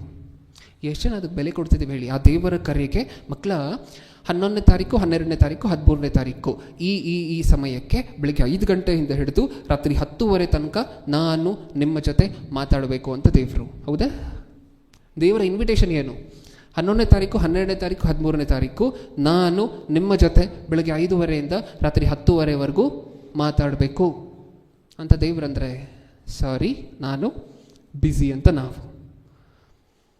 ಹೌದಾ ಇಲ್ವಾ? ಇದೊಂದು ಮೀಟಿಂಗ್ನ ಬಗ್ಗೆ ಮಾತಾಡ್ತಿಲ್ಲ ನಾನು. ಒಂದು ಪ್ರಸಂಗ ಆಗಿರ್ಬೋದು, ನಿಮಗೆ ಬರುವಂತಹ ನೋಟಿಫಿಕೇಷನ್ಗಳಾಗಿರಬಹುದು, ನಿಮಗೆ ಯಾರಾದರೂ ಕಳಿಸುವಂತಹ ವಾಕ್ಯಗಳಾಗಿರ್ಬೋದು ಮೊಬೈಲ್ಗೆ. ಎಷ್ಟು ಈಸಿಯಾಗಿ ರಿಜೆಕ್ಟ್ ಮಾಡ್ತೀವಿ ನೋಡಿ. ಅದು ರಿಜೆಕ್ಟ್ ಮಾಡೋದಕ್ಕಿಂತ ಒಂದು ಚಿಕ್ಕದಾಗಿ ಯೋಚನೆ ಮಾಡ್ಬೋದಾ? ದೇವರು ನನ್ನ ಜೊತೆ ಮಾತಾಡಬೇಕು ಅಂತ ಅಂದ್ಕೊಂಡಿದ್ದಾರೆ, ನನ್ನ ಜೊತೆ ಮಾತಾಡ್ಲಿಕ್ಕೆ ಕಾಯ್ತಿದ್ದಾರೆ. ಇದೀಗ ನೆನ್ನೆ ಮೊನ್ನೆ ನೀವು ನಿಮ್ಮ ಮಕ್ಕಳಿಗೆ, ನಿಮ್ಮ ಮಕ್ಕಳ ಫೋನ್ ಕಾಲ್ಗೆ ಕಾಯುವ ಥರ 2-3 ದಿನದಿಂದ ಕಾಯ್ತಿರುವಂತಹದ್ದಲ್ಲ. ಸಾವಿರಾರು ವರ್ಷದಿಂದ ಕಾಯ್ತಿದ್ದಾರೆ. ನಾನು ನನ್ನ ಮಕ್ಕಳ ಜೊತೆ ಮಾತಾಡಬೇಕು, ಅವ್ರ ಜೊತೆ ಮಾತಾಡದೆ ನನ್ನ ಕೈಯಲ್ಲಿ ಇರ್ಲಿಕ್ಕಾಗೋದಿಲ್ಲ. ಇಷ್ಟಕ್ಕೆ ನಿಲ್ಲಿಸಿದ್ರೆ ಸಾಕಾಗಿತ್ತು. ಆದರೆ ನಾವು ಇನ್ನೂ ಏನು ಮಾಡಿದ್ವಿ ಗೊತ್ತಾ? ಇಷ್ಟೇ ರಿಜೆಕ್ಷನ್ ಅಲ್ಲ. ನಾನು ಹೇಳಿದ್ನಲ್ವ, ನೋಟಿಫಿಕೇಶನ್ ಬಂದಿದ್ದ ತಕ್ಷಣ ಪಕ್ಕಕ್ಕೆ ತಳ್ತಿದ್ದೀವಿ ಅಂತ. ಅಷ್ಟು ಮಾತ್ರ ಅಲ್ಲ ನಮ್ಮ ಕಡೆಯಿಂದ ದೇವರಿಗೆ ರಿಜೆಕ್ಷನ್. ಇನ್ನೂ ಎಷ್ಟು ದೊಡ್ಡದಾಗಿ ರಿಜೆಕ್ಟ್ ಮಾಡ್ತಿದ್ದೀವಿ ಗೊತ್ತಾ ದೇವರನ್ನು? ಇಲ್ಲಿಂದ ಗಮನ ಕೊಟ್ಟು ಕೇಳಿಸ್ಕೊಳ್ಳಿ, ಮನಸ್ಸಿಟ್ಟು ಗಮನ ಕೊಟ್ಟು ಕೇಳಿಸ್ಕೊಳ್ಳಿ ದಯವಿಟ್ಟು. ಆ ಕಡೆ ಈ ಕಡೆ ಎಲ್ಲೂ ನೋಡದೆ ಕೇಳಿಸ್ಕೊಳ್ಳಿ. ಆ ಸತ್ಯವೇದದಲ್ಲಿರುವಂತಹ ದೇವರ ಬಾಧೆಯನ್ನು ಒಂದ್ಸರಿ ನೋಡ್ಲಿಕ್ಕೆ ಪ್ರಯತ್ನ ಪಡೋಣ. ದೇವರು ನಾನು ನನ್ನ ಮಕ್ಕಳ ಜೊತೆ ಮಾತಾಡಬೇಕು ಅಂತ ಹೇಳಿ ಓಡ್ ಬಂದರೆ ನಾವೇನು ಮಾಡಿದ್ವಂತೆ? ಅದೇ ಜ್ಞಾನೋಕ್ತಿಗಳು, ಅದೇ 1ನೇ ಅಧ್ಯಾಯ 24ನೇ ವಚನ, 1:24.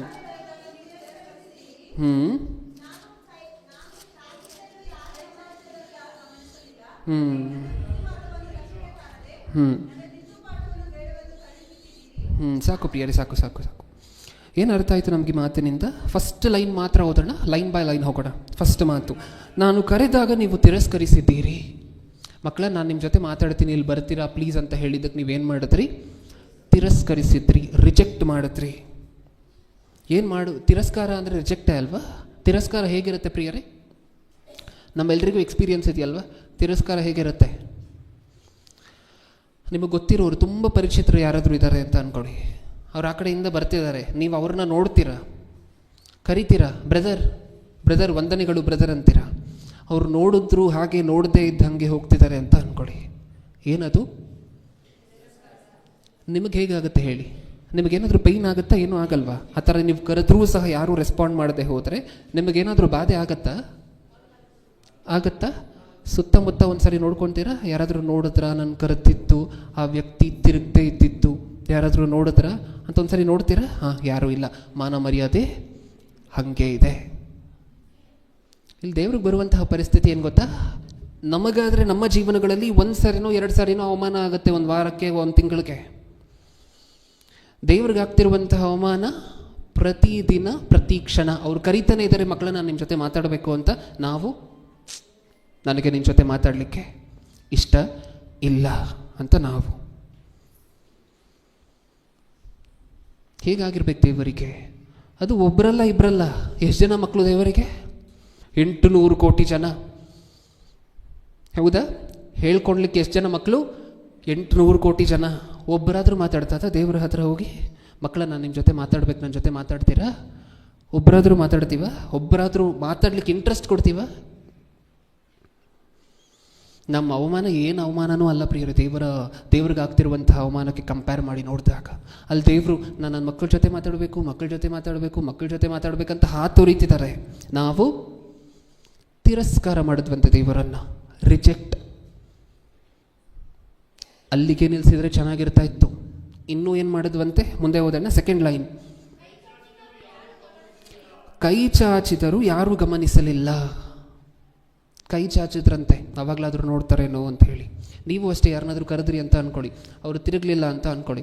ಸ್ವಲ್ಪ ಜನ ಇಯರ್ಫೋನ್ಗಳು ಹಾಕ್ಕೊಂಡು ಮೊಬೈಲ್ ನೋಡ್ಕೊಂಡು ಕೂತ್ರೆ ಹಿಂದೆ ಬಾಂಬ್ ಬ್ಲಾಸ್ಟ್ ಆಯಿತಾ, ಏನಾಯಿತು ಅಂತಲೂ ಗೊತ್ತಾಗೋದಿಲ್ಲ ಅಲ್ವಾ? ಅವ್ರನ್ನ ಕರಿಬೇಕಂದ್ರೆ ಹೇಗೆ ಕರಿತೀರಾ? ಹಿಂದೆಯಿಂದ ಕರೆದ್ರೆ ಅವ್ರಿಗೆ ಗೊತ್ತಾಗುತ್ತಾ?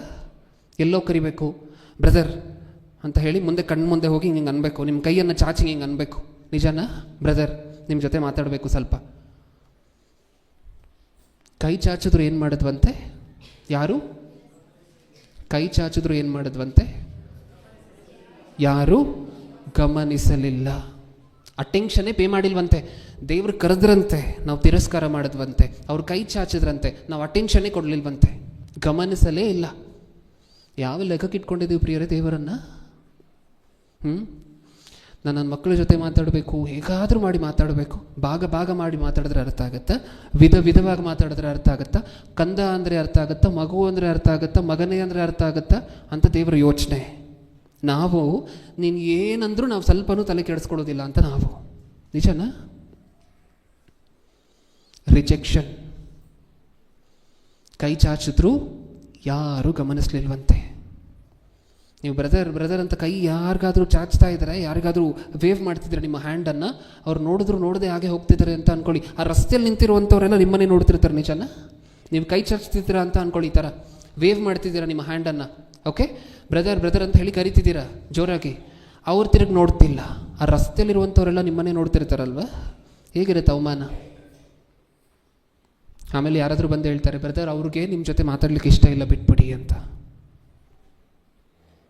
ಹೌದಾ? ಈ ಅವಮಾನ ದೇವರಿಗೆ ಒಬ್ಬರು ಇಬ್ಬರು ಮುಂದೆ ನಡೀತಿಲ್ಲ. ಕೋಟಿ ಜನ ದೇವದೂತರು ನೋಡ್ತಿದ್ದಾರೆ ದೇವರನ್ನು, ನಮ್ಮನ್ನು ಇಬ್ಬರನ್ನು ನೋಡ್ತಿದ್ದಾರೆ. ಪ್ರಕೃತಿ ನೋಡ್ತಿದೆ ನಮ್ಮನ್ನು, ದೇವರನ್ನು ಇಬ್ಬರನ್ನು ನೋಡ್ತಿದೆ. ಅವರು ಕರೆಯುವಂತಹದ್ದು, ದೇವರು ನಮ್ಮನ್ನು ಕರೆಯುವಂತಹದ್ದು ನೋಡ್ತಿದೆ.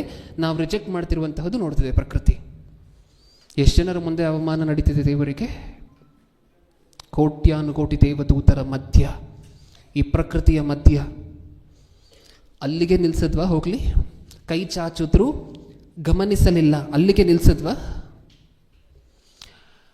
ಒಂದು ಸ್ವಲ್ಪ ವರ್ಷಗಳ ಹಿಂದೆ, ಒಂದು 20-30 ವರ್ಷಗಳ ಹಿಂದೆ, ಇವಾಗೆಲ್ಲ ನಡೆಯೋದಿಲ್ಲ ನಾನು ಹೇಳ್ತಿರುವಂತಹದ್ದು, ಆದರೆ ಅಟ್ಲೀಸ್ಟ್ ಒಂದು 20-30 ವರ್ಷಗಳ ಹಿಂದೆ ಶಾಲೆಗೆ ನಿಮ್ಮ ಮಕ್ಕಳನ್ನು ಮತ್ತೆ ರಿಟರ್ನ್ ಕರ್ಕೊಂಬರ್ಲಿಕ್ಕೆ ಶಾಲೆ ಹತ್ರ ಹೋದ್ರಿ ಅಂತ ಅಂದ್ಕೊಳ್ಳಿ, 3 ಗಂಟೆಗೆ ಶಾಲೆ ಬಿಡುವಂಥ ಹೊತ್ತಲ್ಲಿ. ಅವನು ಹೊರಗಡೆ ಬರಬೇಕಾದ್ರೆ ನಿಮ್ಮ ಎಕ್ಸ್ಪೆಕ್ಟೇಷನ್ ಏನು? ನಿಮ್ಮ ಮಗ ಶಾಲೆಯ ಗೇಟಿಂದ ಹೊರಗಡೆ ಬಂದು ನೀವಲ್ಲಿ ನಿಂತಿರುವಂತಹದ್ದು ನೋಡಿದಾಗ ನಿಮ್ಮ ಎಕ್ಸ್ಪೆಕ್ಟೇಷನ್ ಏನು? ನನ್ನ ಹತ್ರ ಓಡಿ ಬರ್ತಾನೆ ಮಮ್ಮಿ ಡ್ಯಾಡಿ ಅಂದ್ಕೊಂಡು ಅನ್ನುವಂಥದ್ದು ನಿಮ್ಮ ಎಕ್ಸ್ಪೆಕ್ಟೇಷನ್. ಆ ಎಕ್ಸ್ಪೆಕ್ಟೇಷನ್ ಇಟ್ಕೊಂಡು ನೀವು ನೀಲ್ ಡೌನ್ ಮಾಡಿ, ಅಂದರೆ ಮಂಡಿ ಕಾಲು ಊರಿ. ಯಾಕೆಂದರೆ ನೀವು ನಿಮ್ಮ ಮಗನ ಹೈಟ್ ಮ್ಯಾಚ್ ಮಾಡಬೇಕಲ್ವ. ನೀವು ಎಷ್ಟೋ ಹೈಟ್ ಇರ್ತೀರ, ನಿಮ್ಮ ಮಗ ಚಿಕ್ಕ ಹುಡುಗ ಇರ್ತಾನೆ. ನಿಮ್ಮ ಮಗನ ಹೈಟನ್ನು ಮ್ಯಾಚ್ ಮಾಡಲಿಕ್ಕೋಸ್ಕರ ನೀವು ನೀಲ್ ಡೌನ್ ಮಾಡಿ ಮಂಡಿ ಕಾಲು ಊರಿ ನೀವು ಕೈ ಚಾಚ್ಕೊಂಡು ರೆಡಿ ಇದ್ದೀರಾ, ಬಾ ಮಗನೇ ಅಂತ ಅಂದ್ರಿ ಅಂತ ಅಂದ್ಕೊಳ್ಳಿ. ಅವ್ನು ಹಾಗೆ ಬರುವ ಥರ ಬಂದ್ಬಿಟ್ಟು ಪಕ್ಕದಲ್ಲಿ ಯಾರಾದರೂ ಚಾಕ್ಲೇಟ್ ಹಿಡ್ಕೊಂಡು ನಿಂತಿದ್ರೆ ಆ ಚಾಕ್ಲೇಟ್ ಇಸ್ಕೊಂಡು thank you uncle, thank you aunty ಅಂತ ಹೋದ ಅಂತ ಅಂದ್ಕೊಳ್ಳಿ. ನೀವು ಎಷ್ಟೋ ದೂರದಿಂದ ನಿಮ್ಮ ಮಗನನ್ನು ಕರ್ಕೊಂಡು ಹೋಗಿ ಬಂದಿದ್ದೀರ, ನಿಮ್ಮ ಮಗನ ಜೊತೆ ಮಾತಾಡ್ಲಿಕ್ಕೆ ಬಂದಿದ್ದೀರ. ನಿಮಗೆ ಹೇಗಿರುತ್ತೆ? ಅಲ್ಲೇ ಅಳ್ಲಿಕ್ಕೆ ಶುರು ಮಾಡ್ತೀರಾ, ಸ್ತ್ರೀಯರಲ್ಲೇ ಹತ್ಕೊಂಡ್ಬಿಡ್ತಾರೆ. ಮಗನೇ ನಾನು ನಿನಗೋಸ್ಕರ ಬಂದನಲ್ಲೋ, ಎಷ್ಟು ದೂರದಿಂದ ಬಂದೆ, ಹೌದಾ? ನೀನು ನನ್ನ ಹತ್ರನೂ ಬರಲಿಲ್ಲ, ನನ್ನ ಕೈ ಚಾಚಿದ್ದೆ. ಆ ಜನರ ಮುಂದೆ ಹೆಂಗಾಯ್ತು ಗೊತ್ತಾ? ನನ್ನ ಕೈ ಚಾಚಿದ್ರು ನೀನು ನನ್ನ ಹತ್ರ ಬರಲಿಲ್ಲ, ಹೇಗಾಯ್ತು ಗೊತ್ತಾ ಅಂತ ನಿಮಗಾಗತ್ತಾ ಬಾಧೆ? ಅಳ್ತೀರಾ ಅದಕ್ಕೋಸ್ಕರ? ದೇವರಿಗೇನು ಎಮೋಷನ್ಸು ಫೀಲಿಂಗ್ಸ್ ಏನೂ ಇಲ್ವಾ? ದೇವರಿಗೆ ಎಮೋಷನ್ಸು ಫೀಲಿಂಗ್ಸು ಇದೆಲ್ಲ ಏನಿಲ್ವಾ? ನಿಮಗಳು ಬರುತ್ತೆ, ದೇವ್ರಿಗೆ ಬರೋದಿಲ್ವಾ? ಅಷ್ಟಕ್ಕೆ ನಿಲ್ಸಿಲ್ವಂತೆ. ಇನ್ನೂ ಏನು ಮಾಡಿದ್ವಂತೆ?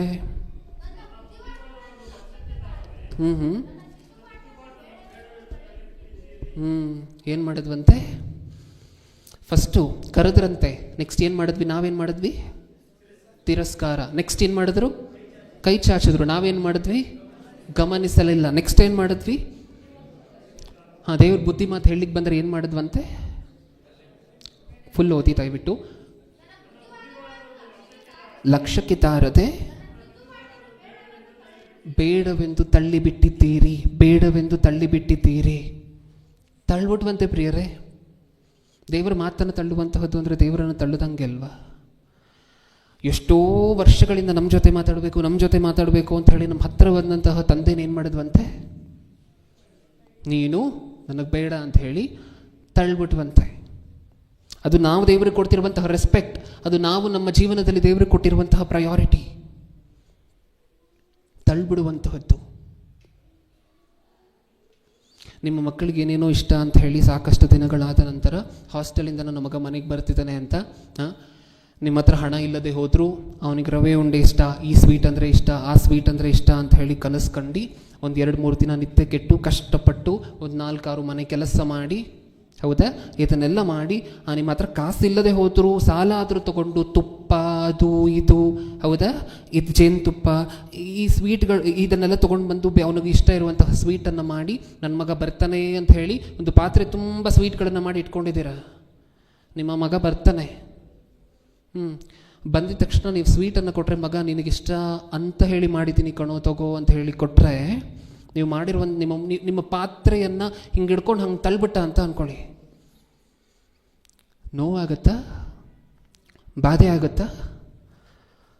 ಅಳಲ್ವ ನೀವು ಆವಾಗ? ನೀವು ಮಾಡಿರುವಂತಹದ್ದನ್ನು ನೀವು ಎಷ್ಟೋ ನಾನು ಮಾಡಬೇಕು ಅಂತ ಹೇಳಿ ಎಷ್ಟೋ ವರ್ಷಗಳು ನಿಮ್ಮ ಮಗನಿಗೋಸ್ಕರ ಕಾದು, ಕಾಸಿಲ್ಲದೆ ಇದ್ದರೂ ಈ ರೀತಿಯಾಗಿರುವಂತಹ ಕಾಸ್ಟ್ಲಿ ಐಟಮ್ಸ್, ತುಪ್ಪ ಅದು ಇದು ಇದನ್ನೆಲ್ಲ ತೊಗೊಂಡು ಬಂದು ಮಾಡಿದ್ರೆ ನಿಮ್ಮ ಮಗ ಆ ಪಾತ್ರೆಯನ್ನು ತಳ್ಳದ ಅಂತ ಅಂದ್ಕೊಳ್ಳಿ. ನಿಮಗೆ ಪೈನ್ ಆಗುತ್ತಾ? ಹೌದಾ? ನಾನು ಆಗಲೇ ಹೇಳಿದ್ನಲ್ವ, ಈ ಪೊಸಿಷನಲ್ಲಿ ಸ್ತ್ರೀಯರಿದ್ರೆ ಏನು ಮಾಡ್ತಾರೆ? ಅತ್ತಿ ಗೋಳಾಡಿ ಕಿರ್ಚಾಡಿ, ಅಯ್ಯೋ ನನ್ನ ಮಗ ನನ್ನನ್ನು ತಳ್ಬಿಟ್ಟ, ನಾನು ಮಾಡಿರುವಂತಹದನ್ನು ತಳ್ತಾ, ಅದನ್ನು ಹೇಗೆ ಮಾಡ್ಕೊಂಬಂದೆ ಗೊತ್ತೇನೋ ನಿನಗೆ? ಎಷ್ಟು ಮನೆ ಕೆಲಸ ಮಾಡಿದ್ದೆ ಗೊತ್ತಾ? ಈ ರೀತಿ ನಿಮ್ಮ ಬಾಧೆಯನ್ನು ವ್ಯಕ್ತಪಡಿಸ್ತೀರಾ?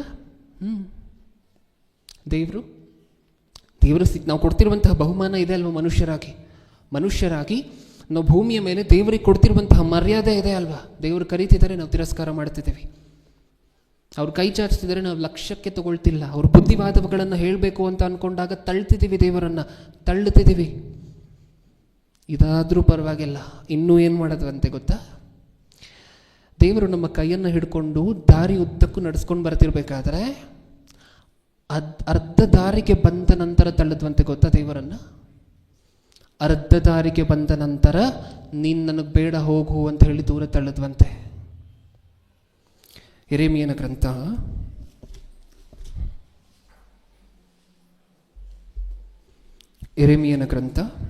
ಸರಿಯಾಗಿ ಇನ್ನೊಂದು 5 ನಿಮಿಷ ಇದೆ ಪ್ರಿಯರೇ, ನಾನು ಕೊಟ್ಟಿರುವಂತಹ ಸಮಯದಲ್ಲಿ ಮುಗಿಸ್ಕೊಳ್ಳೋಣ. ಯೆರೆಮೀಯನ ಗ್ರಂಥ 2ನೇ ಅಧ್ಯಾಯ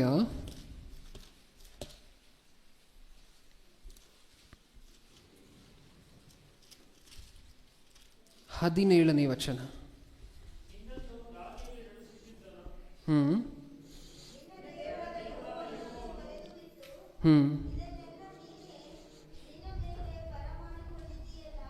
ನಿನ್ನನ್ನು ದಾರಿಯಲ್ಲಿ ನಡೆಸುತ್ತಿದ್ದ ನಿನ್ನ ದೇವರಾದ ಯೆಹೋವನನ್ನು ತೊರೆದು ಬಿಟ್ಟು, ನಿನ್ನ ದೇವರಾದ ಯೆಹೋವನು ಏನು ಮಾಡ್ತಿದ್ರಂತೆ? ನಮ್ಮನ್ನೆಲ್ಲ ದಾರಿಯಲ್ಲಿ ನೀಟಾಗಿ ಕೈ ಹಿಡ್ಕೊಂಡು ನಡೆಸ್ತಿದ್ರಂತೆ.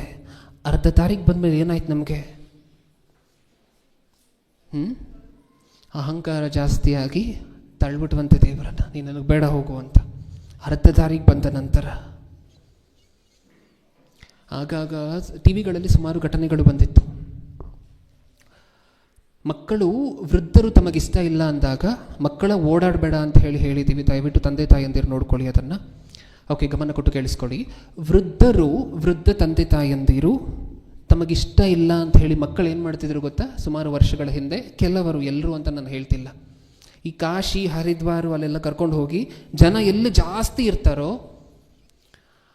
ಆ ನಡಿಲಿಕ್ಕಾಗದೇ ಇರುವಂತಹ ತಂದೆಯನ್ನು ಇಲ್ಲಿಂದ ಕರ್ಕೊಂಡು ಹೋಗ್ತಿದ್ರು. ಒನ್ ವೇ ಇವ್ರು ಕರ್ಕೊಂಡು ಹೋಗ್ತಿದ್ರು ಕೈ ಹಿಡ್ಕೊಂಡು, ಬಾ ನಾನು ಕಾಶಿ ತೋರಿಸ್ತೀನಿ, ಹರಿದ್ವಾರ ತೋರಿಸ್ತೀನಿ ಅಂತ ಕರ್ಕೊಂಡು ಹೋಗ್ಬಿಟ್ಟು ಏನು ಮಾಡ್ತಿದ್ರು? ಜನ ಎಲ್ಲಿ ಕ್ರೌಡ್ ಜಾಸ್ತಿ ಇರುತ್ತೋ ಅಲ್ಲಿ ಮಧ್ಯ ದಾರಿ ಗೊತ್ತಾಗದೇ ಇರುವಂತಹ ಜಾಗದಲ್ಲಿ ಬಿಟ್ಬಿಟ್ಟು, ಆ ತಂದೆಗೆ ಗೊತ್ತೇ ಇರಲ್ಲ ಇಷ್ಟಕ್ಕೂ ಅದು ಎಲ್ಲಿ ಇದು ಯಾವ ಸಿಟಿ ಯಾವ ಸ್ಟೇಟ್ ಅಂತ ಏನಾದರೂ ಗೊತ್ತಾ ಅವ್ರಿಗೆ? ಕರ್ಕೊಂಡು ಹೋಗ್ಬಿಟ್ಟು ಜನ ಎಲ್ಲಿ ಜಾಸ್ತಿ ಇರ್ತಾರೋ ಅಲ್ಲಿ ಮಧ್ಯ ಬಿಟ್ಬಿಟ್ಟು ಬಂದ್ಬಿಡುವಂತಹದ್ದು. ಅವ್ರ ಜೀವನ ಅಲ್ಲೇ. ಇನ್ನು ಅವ್ರು ಬದುಕಿದ್ರು ಸತ್ರು ಏನೂ ಗೊತ್ತಾಗೋದಿಲ್ಲ ಈ ಮಕ್ಕಳಿಗೆ. ಅವ್ರು ಏನು ಮಾಡ್ತಾರೆ?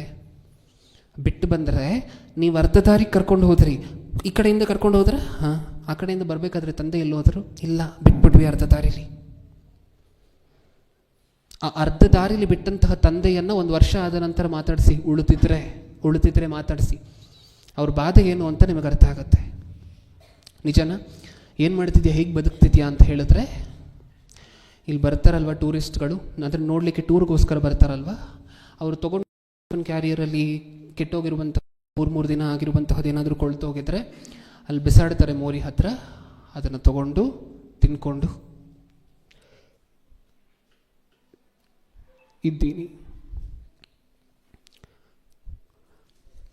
ಹೌದಲ್ವಾ? ಇದೆ ಅಲ್ವಾ? ಕಷ್ಟ ಇದೆ ಅಲ್ವಾ? ದೇವರ ಕಷ್ಟ ನಮಗೆ ಅರ್ಥ ಆಗಬೇಕು ಅಂದರೆ, ಒಂದು ತಂದೆ ಕಷ್ಟ ನಮಗೆ ಪ್ರಪ್ರಥಮವಾಗಿ ಅರ್ಥ ಆಗಬೇಕು. ಅರ್ಧ ದಾರಿ ಕರ್ಕೊಂಡೋಗಿ ಬಿಟ್ಬಿಡುವಂತಹದ್ದೇನು ಪ್ರಿಯರೇ? ಅರ್ಧ ದಾರಿ ಕರ್ಕೊಂಡೋಗಿ ಬಿಟ್ಬಿಡುವಂತಹದ್ದೇನು? ಕರೆದಾಗ ಹಿಂದೆ ತಿರುಗಿ ನೋಡದೇ ಇರುವಂತಹದ್ದೇನು? ಹೌದಾ? ಕೈ ಚಾಚಿದ್ರೂ ಸಹ ರಿಜೆಕ್ಟ್ ಮಾಡುವಂತಹದ್ದೇನು? ಅಷ್ಟೊಂದು ಕೇವಲ ಆಗೋದ್ರ ನಮ್ಮ ಬದುಕುಗಳಲ್ಲಿ ದೇವರು ಅಂದರೆ?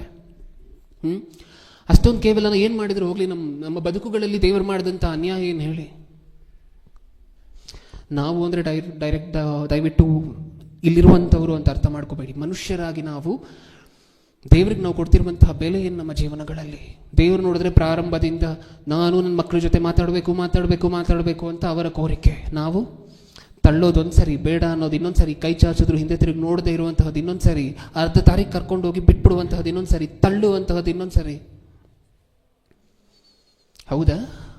ಇವಾಗ ಹೇಳಿ, ನೆಕ್ಸ್ಟ್ ಟೈಮು ವಾಕ್ಯ ಓದಬೇಕು ಅಂತ ಅಂದ್ಕೊಂಡಾಗ ನಮ್ಮಲ್ಲಿ ಎಷ್ಟು ಜನ ಇಲ್ಲ? ಸತ್ಯವೇದ ಓಪನ್ ಮಾಡಿದ್ರೆ ನಮಗೇನು ಬರುತ್ತೆ? ನಿದ್ರೆ. ಸತ್ಯವೇದ ಓಪನ್ ಮಾಡಿದ್ರೆ ನಿದ್ರೆ. ಏನಂತೀವಿ ಇದನ್ನು? ದೇವರು ಮಕ್ಕಳ ನಾನು ನಿಮ್ಮ ಜೊತೆ ಮಾತಾಡಬೇಕು, ಸತ್ಯವೇದ ಓಪನ್ ಮಾಡಿ ಅಂತ ಹೇಳಿದ್ರೆ ನಾವು ಓಪನ್ ಮಾಡ್ತೀವಿ. ದೇವರು ಮಾತಾಡ್ಲಿಕ್ಕೆ ಶುರು ಮಾಡಿದ ತಕ್ಷಣ ನಿದ್ರೆ ಮಾಡ್ತೀವಿ. ನೀವು ಯೋಚನೆ ಮಾಡಿ, ನೀವು ಯಾರ ಜೊತೆ ಬೇಡ, ನಿಮ್ಮ ಮಕ್ಕಳೇ ಇದ್ದಾರಲ್ವ, ಅವರು ಪಕ್ಕದ ಮನೆ, ಆ ಕಡೆ ಎದುರು ಮನೆ, ಅಲ್ಲಿರುವಂಥ ಆಂಟಿ ಅಂಕಲ್ ಜೊತೆ ಎಲ್ಲ ಚೆನ್ನಾಗಿ ಮಾತಾಡ್ತಿದ್ದಾರೆ. ನಿಮ್ಮ ಹತ್ರ ಬಂದಿದ್ದ ತಕ್ಷಣ ಆಕಳಿಕೆ ನಿದ್ರೆ ಎಲ್ಲ ಬರ್ತಿದೆ ಅಂತ ಅಂದ್ಕೊಳ್ಳಿ. ನಿಮ್ಮ ಹತ್ರ ಮಾತಾಡಲಿಕ್ಕೆ ಅವ್ರಿಗೆ 2 ನಿಮಿಷನೂ ಆಗ್ತಿಲ್ಲ ಅಂತ ಅಂದ್ಕೊಳ್ಳಿ. ನಿಮಗೆ ಬಾಧೆ ಆಗತ್ತಾ? ನಾನಲ್ವಾ ಇದು ಇವನಿಗೆ ಊಟ ಆಗ್ತಿರುವಂಥದ್ದು ನಾನೇ ಅಲ್ವಾ, ಇವನಿಗೆ ಬೇಕಾಗಿರುವಂಥದ್ದೆಲ್ಲ ಕೊಡಿಸ್ತಿರುವಂಥದ್ದು ನಾನೇ ಅಲ್ವಾ, ನನ್ನ ಹತ್ರ ಮಾತಾಡ್ಲಿಕ್ಕೆ ಏನಕ್ಕೋಸ್ಕರ ಎಷ್ಟೊಂದು ನೋವು ನನ್ನ ಮಗನಿಗೆ. ನೀವು ಕೇಳೋದಿಲ್ಲ, ನಿಮಗೆ ಸ್ವಾಭಿಮಾನ ಇರುತ್ತಲ್ವ. ನನ್ನ ಹತ್ರ ನೀನು ಯಾಕೆ ಮಗನೇ ಮಾತಾಡಿಲ್ಲ ಅಂತ ಕೇಳಲಿಕ್ಕೆ ನಿಮಗೆ ಆಗೋದಿಲ್ಲ. ಏಕೆಂದರೆ ನೀವೆಲ್ಲರೂ ಸಹ ಸ್ವಾಭಿಮಾನಿಗಳು. ದೇವರ ಸ್ವಾಭಿಮಾನವನ್ನು ಪಕ್ಕಕ್ಕಿಟ್ಬಿಟ್ರು ಗೊತ್ತಾ. ನಾನು ನನ್ನ ಮಕ್ಕಳ ಜೊತೆ ಮಾತಾಡಬೇಕು, ಅವ್ರು ಮಾತಾಡ್ತಿಲ್ಲ, ನನ್ನ ಜೊತೆ ನೀವು ಮಾತಾಡಿ ಪ್ಲೀಸ್ ಅಂತ ಹೇಳಿ ಎಷ್ಟೊಂದು ಸರಿ ಬರ್ಸಿದ್ದಾರೆ ಸತ್ಯವೇದದಲ್ಲಿ. ಯಾರಾದರೂ ಬಂದು ಮಾತಾಡಿಲ್ಲ ಅಂತ ಹೇಳಿದ್ರೆ ನಾವು ಮಾತಾಡೋದಿಲ್ಲ, ಹೌದಲ್ವಾ? ಏನಕ್ಕೋಸ್ಕರ? ನಮಗೆ ಸ್ವಾಭಿಮಾನ. ದೇವರ ಸ್ವಾಭಿಮಾನವನ್ನು ಪಕ್ಕಕ್ಕಿಟ್ಟು ನಾನು ನನ್ನ ಮಕ್ಕಳ ಜೊತೆ ಮಾತಾಡಿದ್ರೆ ಸಾಕು, ಅವ್ರು ನನ್ನ ಮಾತನ್ನು ಕೇಳಿಸ್ಕೊಂಡ್ರೆ ಸಾಕು, ಅವ್ರಿಗೆ ಅರ್ಥ ಆಗೋದ್ರೆ ಸಾಕು. ಇದು ದೇವರ ಕೋರಿಕೆ. ಇವಾಗ ಹೇಳಿ, ಇನ್ನು ಮುಂದೆ ದೇವರ ಮಾತುಗಳನ್ನು ಎಷ್ಟನೇ ಪ್ರಯಾರಿಟಿಯಾಗಿ ಇಟ್ಕೊಳ್ತೀವಿ ನಮ್ಮ ಜೀವನದಲ್ಲಿ? ಎಷ್ಟನೇ ಹಂತದಲ್ಲಿ ಇಟ್ಕೊಳ್ತೀವಿ? ಲಾಸ್ಟಾ? First priority. ಏನಕ್ಕೋಸ್ಕರ ದೇವರಿಗೆ ಫಸ್ಟ್ ಪ್ರಯಾರಿಟಿ ಅಂದರೆ ಅವರಿಗೆ ನಾವೇ ಫಸ್ಟ್ ಪ್ರಯಾರಿಟಿ. ಅವ್ರಿಗೆ ಬೇರೆ ಪ್ರಯಾರಿಟಿಗಳಿಲ್ಲ, ಅವರಿಗೆ ಬೇರೆ ಹೈರಾರ್ಕಿ ಇಲ್ಲ. ಹೈರಾರ್ಕಿ ಅಂದರೆ ಒಂದು ಆರ್ಡ್ರಿಂದ ಬರುವಂತಹದ್ದಲ್ವ. ಫಸ್ಟು ಇನ್ನೊಬ್ಬರು, ಸೆಕೆಂಡ್ ಇನ್ನೊಬ್ಬರು, ಆಮೇಲೆ ಭೂಮಿಯ ಮೇಲಿರುವಂತಹ ಮನುಷ್ಯರಲ್ಲ ದೇವರಿಗೆ. ಫಸ್ಟು ಭೂಮಿಯ ಮೇಲಿರುವಂತಹ ಮಕ್ಕಳು, ಆಮೇಲೆ ಉಳಿದಿರುವಂತಹದ್ದೆಲ್ಲ ದೇವರಿಗೆ. ದೇವರು ನಮ್ಮನ್ನು ಫಸ್ಟ್ ಪ್ರಯಾರಿಟಿ ಮಾಡಿಕೊಂಡಿರಬೇಕಾದ್ರೆ, ನಮ್ಮ ಹತ್ರನೇ ಮಾತಾಡುವಂತಹದ್ದನ್ನೇ ಕನಸು ಕಟ್ಕೊಂಡಿರ್ಬೇಕಾದ್ರೆ ನಮಗೆ ಯಾಕಿಲ್ಲ ಆ ಕನಸು? ಹೇಳಿ ಪ್ರಿಯರೇ, ಇನ್ನು ಮುಂದೆ ತಿರಸ್ಕಾರ ಮಾಡುವಂತಹದ್ದು ಮಾಡ್ತೀವ, ತಳ್ಳುವಂತಹದ್ದು, ಅರ್ಧ ದಾರಿ ಕರ್ಕೊಂಡೋಗಿ ಬಿಟ್ಬಿಡುವಂತಹದ್ದು. ಅದರ ಇಂಟರ್ನಲ್ ಮೀನಿಂಗ್ ಏನು ಅಂತ ಹೇಳಿ ನಿಮಗೆ ಅರ್ಥ ಆಗಿರಬೇಕು. ತಳ್ಳುವಂತಹದ್ದು ಅಂದರೆ ಏನು, ಅರ್ಧ ದಾರಿ ಕರ್ಕೊಂಡು ಹೋಗಿ ಬಿಟ್ಬಿಡುವಂತಹದ್ದು ಅಂದರೆ ಏನು ಅನ್ನುವಂತಹದ್ದನ್ನು ಜೀರ್ಣಿಸ್ಕೊಳ್ಳುವಂಥ ಕೆಪಾಸಿಟಿ ನಿಮಗೆಲ್ಲರಿಗೂ ಇದೆ ಅಂತ ಹೇಳಿ ನಾವು ನಂಬ್ತಿದ್ದೀವಿ. ಅರ್ಥ ಆಯ್ತಲ್ವಾ? ಇನ್ನು ಮುಂದೆ ನಮ್ಮ ಜೀವನದಲ್ಲಿ ಫಸ್ಟ್ ದೇವರ ಮಾತುಗಳು. ಯಾಕೆಂದರೆ ದೇವರು ನಮ್ಮ ಜೊತೆ ಮಾತಾಡಬೇಕು ಅಂತ ಅಂದ್ಕೊಂಡಂತಹದ್ದು ಅಷ್ಟೊಂದು ಸುಲಭದ ಕೆಲಸ ಆಗಿರಲಿಲ್ಲ ಅಂತ ಹೇಳಿ ಗೊತ್ತಾಯ್ತಲ್ವ ನಮಗೆ. ತುಂಬ ಕಷ್ಟಪಟ್ಟು, ಕಷ್ಟದ ಮೇಲೆ ಕಷ್ಟಪಟ್ಟು ಈ ಮಾತುಗಳನ್ನು ನಮ್ಮ ಕೈಯಲ್ಲಿ ಕೊಟ್ಟಿದ್ದಾರೆ. ಓಕೆ, ಇದನ್ನು ಮಾಡ್ತೀವ? ನಮ್ಮ ಜೀವನಗಳಲ್ಲಿ ಮೊಟ್ಟ ಮೊದಲು ದೇವರ ವಾಕ್ಯಗಳಿಗೆ ಕೊಡ್ತೀವ? ಕಣ್ಮುಚ್ಚಿ ಪ್ರಾರ್ಥನೆ ಮಾಡಿ ಮುಗಿಸ್ಕೊಳ್ಳೋಣ. ಪ್ರೀತಿಯುಳ್ಳ ಪರಲೋಕದಲ್ಲಿರುವ ನಮ್ಮ ತಂದೆಯೇ, ಅಪ್ಪ, ನೀವು ಕೊಟ್ಟಿರುವಂತಹ ನಿಮ್ಮ ಅತ್ಯಮೂಲ್ಯವಾಗಿರುವಂತಹ ಮಾತುಗಳು ನಾವು ಅರ್ಥ ಮಾಡ್ಕೊಂಡಿದ್ದೀವಿ. ಅಪ್ಪ, ನಿಮ್ಮ ಮನಸ್ಸು, ನಿಮ್ಮ ಹೃದಯ ಆಳವನ್ನು ಅರ್ಥ ಮಾಡ್ಕೊಂಡಿದ್ದೀವಿ. ಯಾರಾದರೂ ನಮ್ಮ ಜೊತೆ ಮಾತಾಡದೆ ಹೋದರೆ, ಯಾರಾದರೂ ನಮ್ಮನ್ನು ತಿರುಗಿ ನೋಡದೆ ಹೋದರೆ, ನಾವು ಇನ್ನೊಂದ್ಸರಿ ಅವ್ರನ್ನ ಮಾತಾಡಿಸುವಂತಹದನ್ನು ಬಿಟ್ಬಿಡ್ತೀವಿ ತಂದೆ. ಯಾಕೆಂದರೆ ನಾವು ಸ್ವಾಭಿಮಾನಿಗಳು. ನೀವು ಆ ಸ್ವಾಭಿಮಾನವನ್ನು ಸಹ ಪಕ್ಕಕ್ಕಿಟ್ಟು ನಾವು ಎಷ್ಟು ಸರಿ ಮಾತಾಡದೆ ಹೋದ್ರು, ನಾವು ಎಷ್ಟು ಸರಿ ನಿಮ್ಮನ್ನು ತಿರಸ್ಕಾರ ಮಾಡಿದ್ರು, ನಿಮ್ಮನ್ನು ನಾವು ತಳ್ಳಿದ್ರು, ನಿಮ್ಮನ್ನು ನಾವು ಅರ್ಧ ದಾರಿಯಲ್ಲಿ ಬಿಟ್ಟರು, ಮತ್ತೆ ನಾನು ನಿಮ್ಮ ಜೊತೆ ಮಾತಾಡಬೇಕು ಅಂತ ಹತ್ರ ಬರ್ತಿದ್ದೀರ ತಂದೆ. ನಿಮ್ಮ ಕೃತಜ್ಞತೆಗಳು, ನಿಮ್ಮ ತಾಳ್ಮೆಗೆ, ನಿಮ್ಮ ಹಂಬಲಕ್ಕೆ ಕೃತಜ್ಞತೆಗಳು. ನೀವು ನಮ್ಮ ಮೇಲೆ ಇಟ್ಟಿರುವಂತಹ ಪ್ರೀತಿಗೋಸ್ಕರ ವಂದನೆಗಳು. ಮುಂದಿನ ಕಾರ್ಯಕ್ರಮಗಳೆಲ್ಲವೂ ಸಹ ನಿಮ್ಮ ಸಾರಥ್ಯದಲ್ಲಿ ನೀವು ಅಂದ್ಕೊಂಡಿರುವಂತಹ ಕ್ರಮದಲ್ಲಿ ನಡೆಸಿ ಎನ್ನುವಂತಹ ಬೇಡಿಕೆ ನಮ್ಮ ಮುಂದೆ ಇಡ್ತಾ ನನ್ನ ಪ್ರಾರ್ಥನೆ ಯೇಸು ಕ್ರಿಸ್ತರ ನಾಮದಲ್ಲಿ ಸಮರ್ಪಿಸಿ ಬೇಡಿಕೊಳ್ಳುತ್ತಿದ್ದೇನೆ, ಪರಲೋಕದಲ್ಲಿರುವ ನಮ್ಮ ತಂದೆಯೇ. ಆಮೆನ್. ವಂದನೆಗಳು.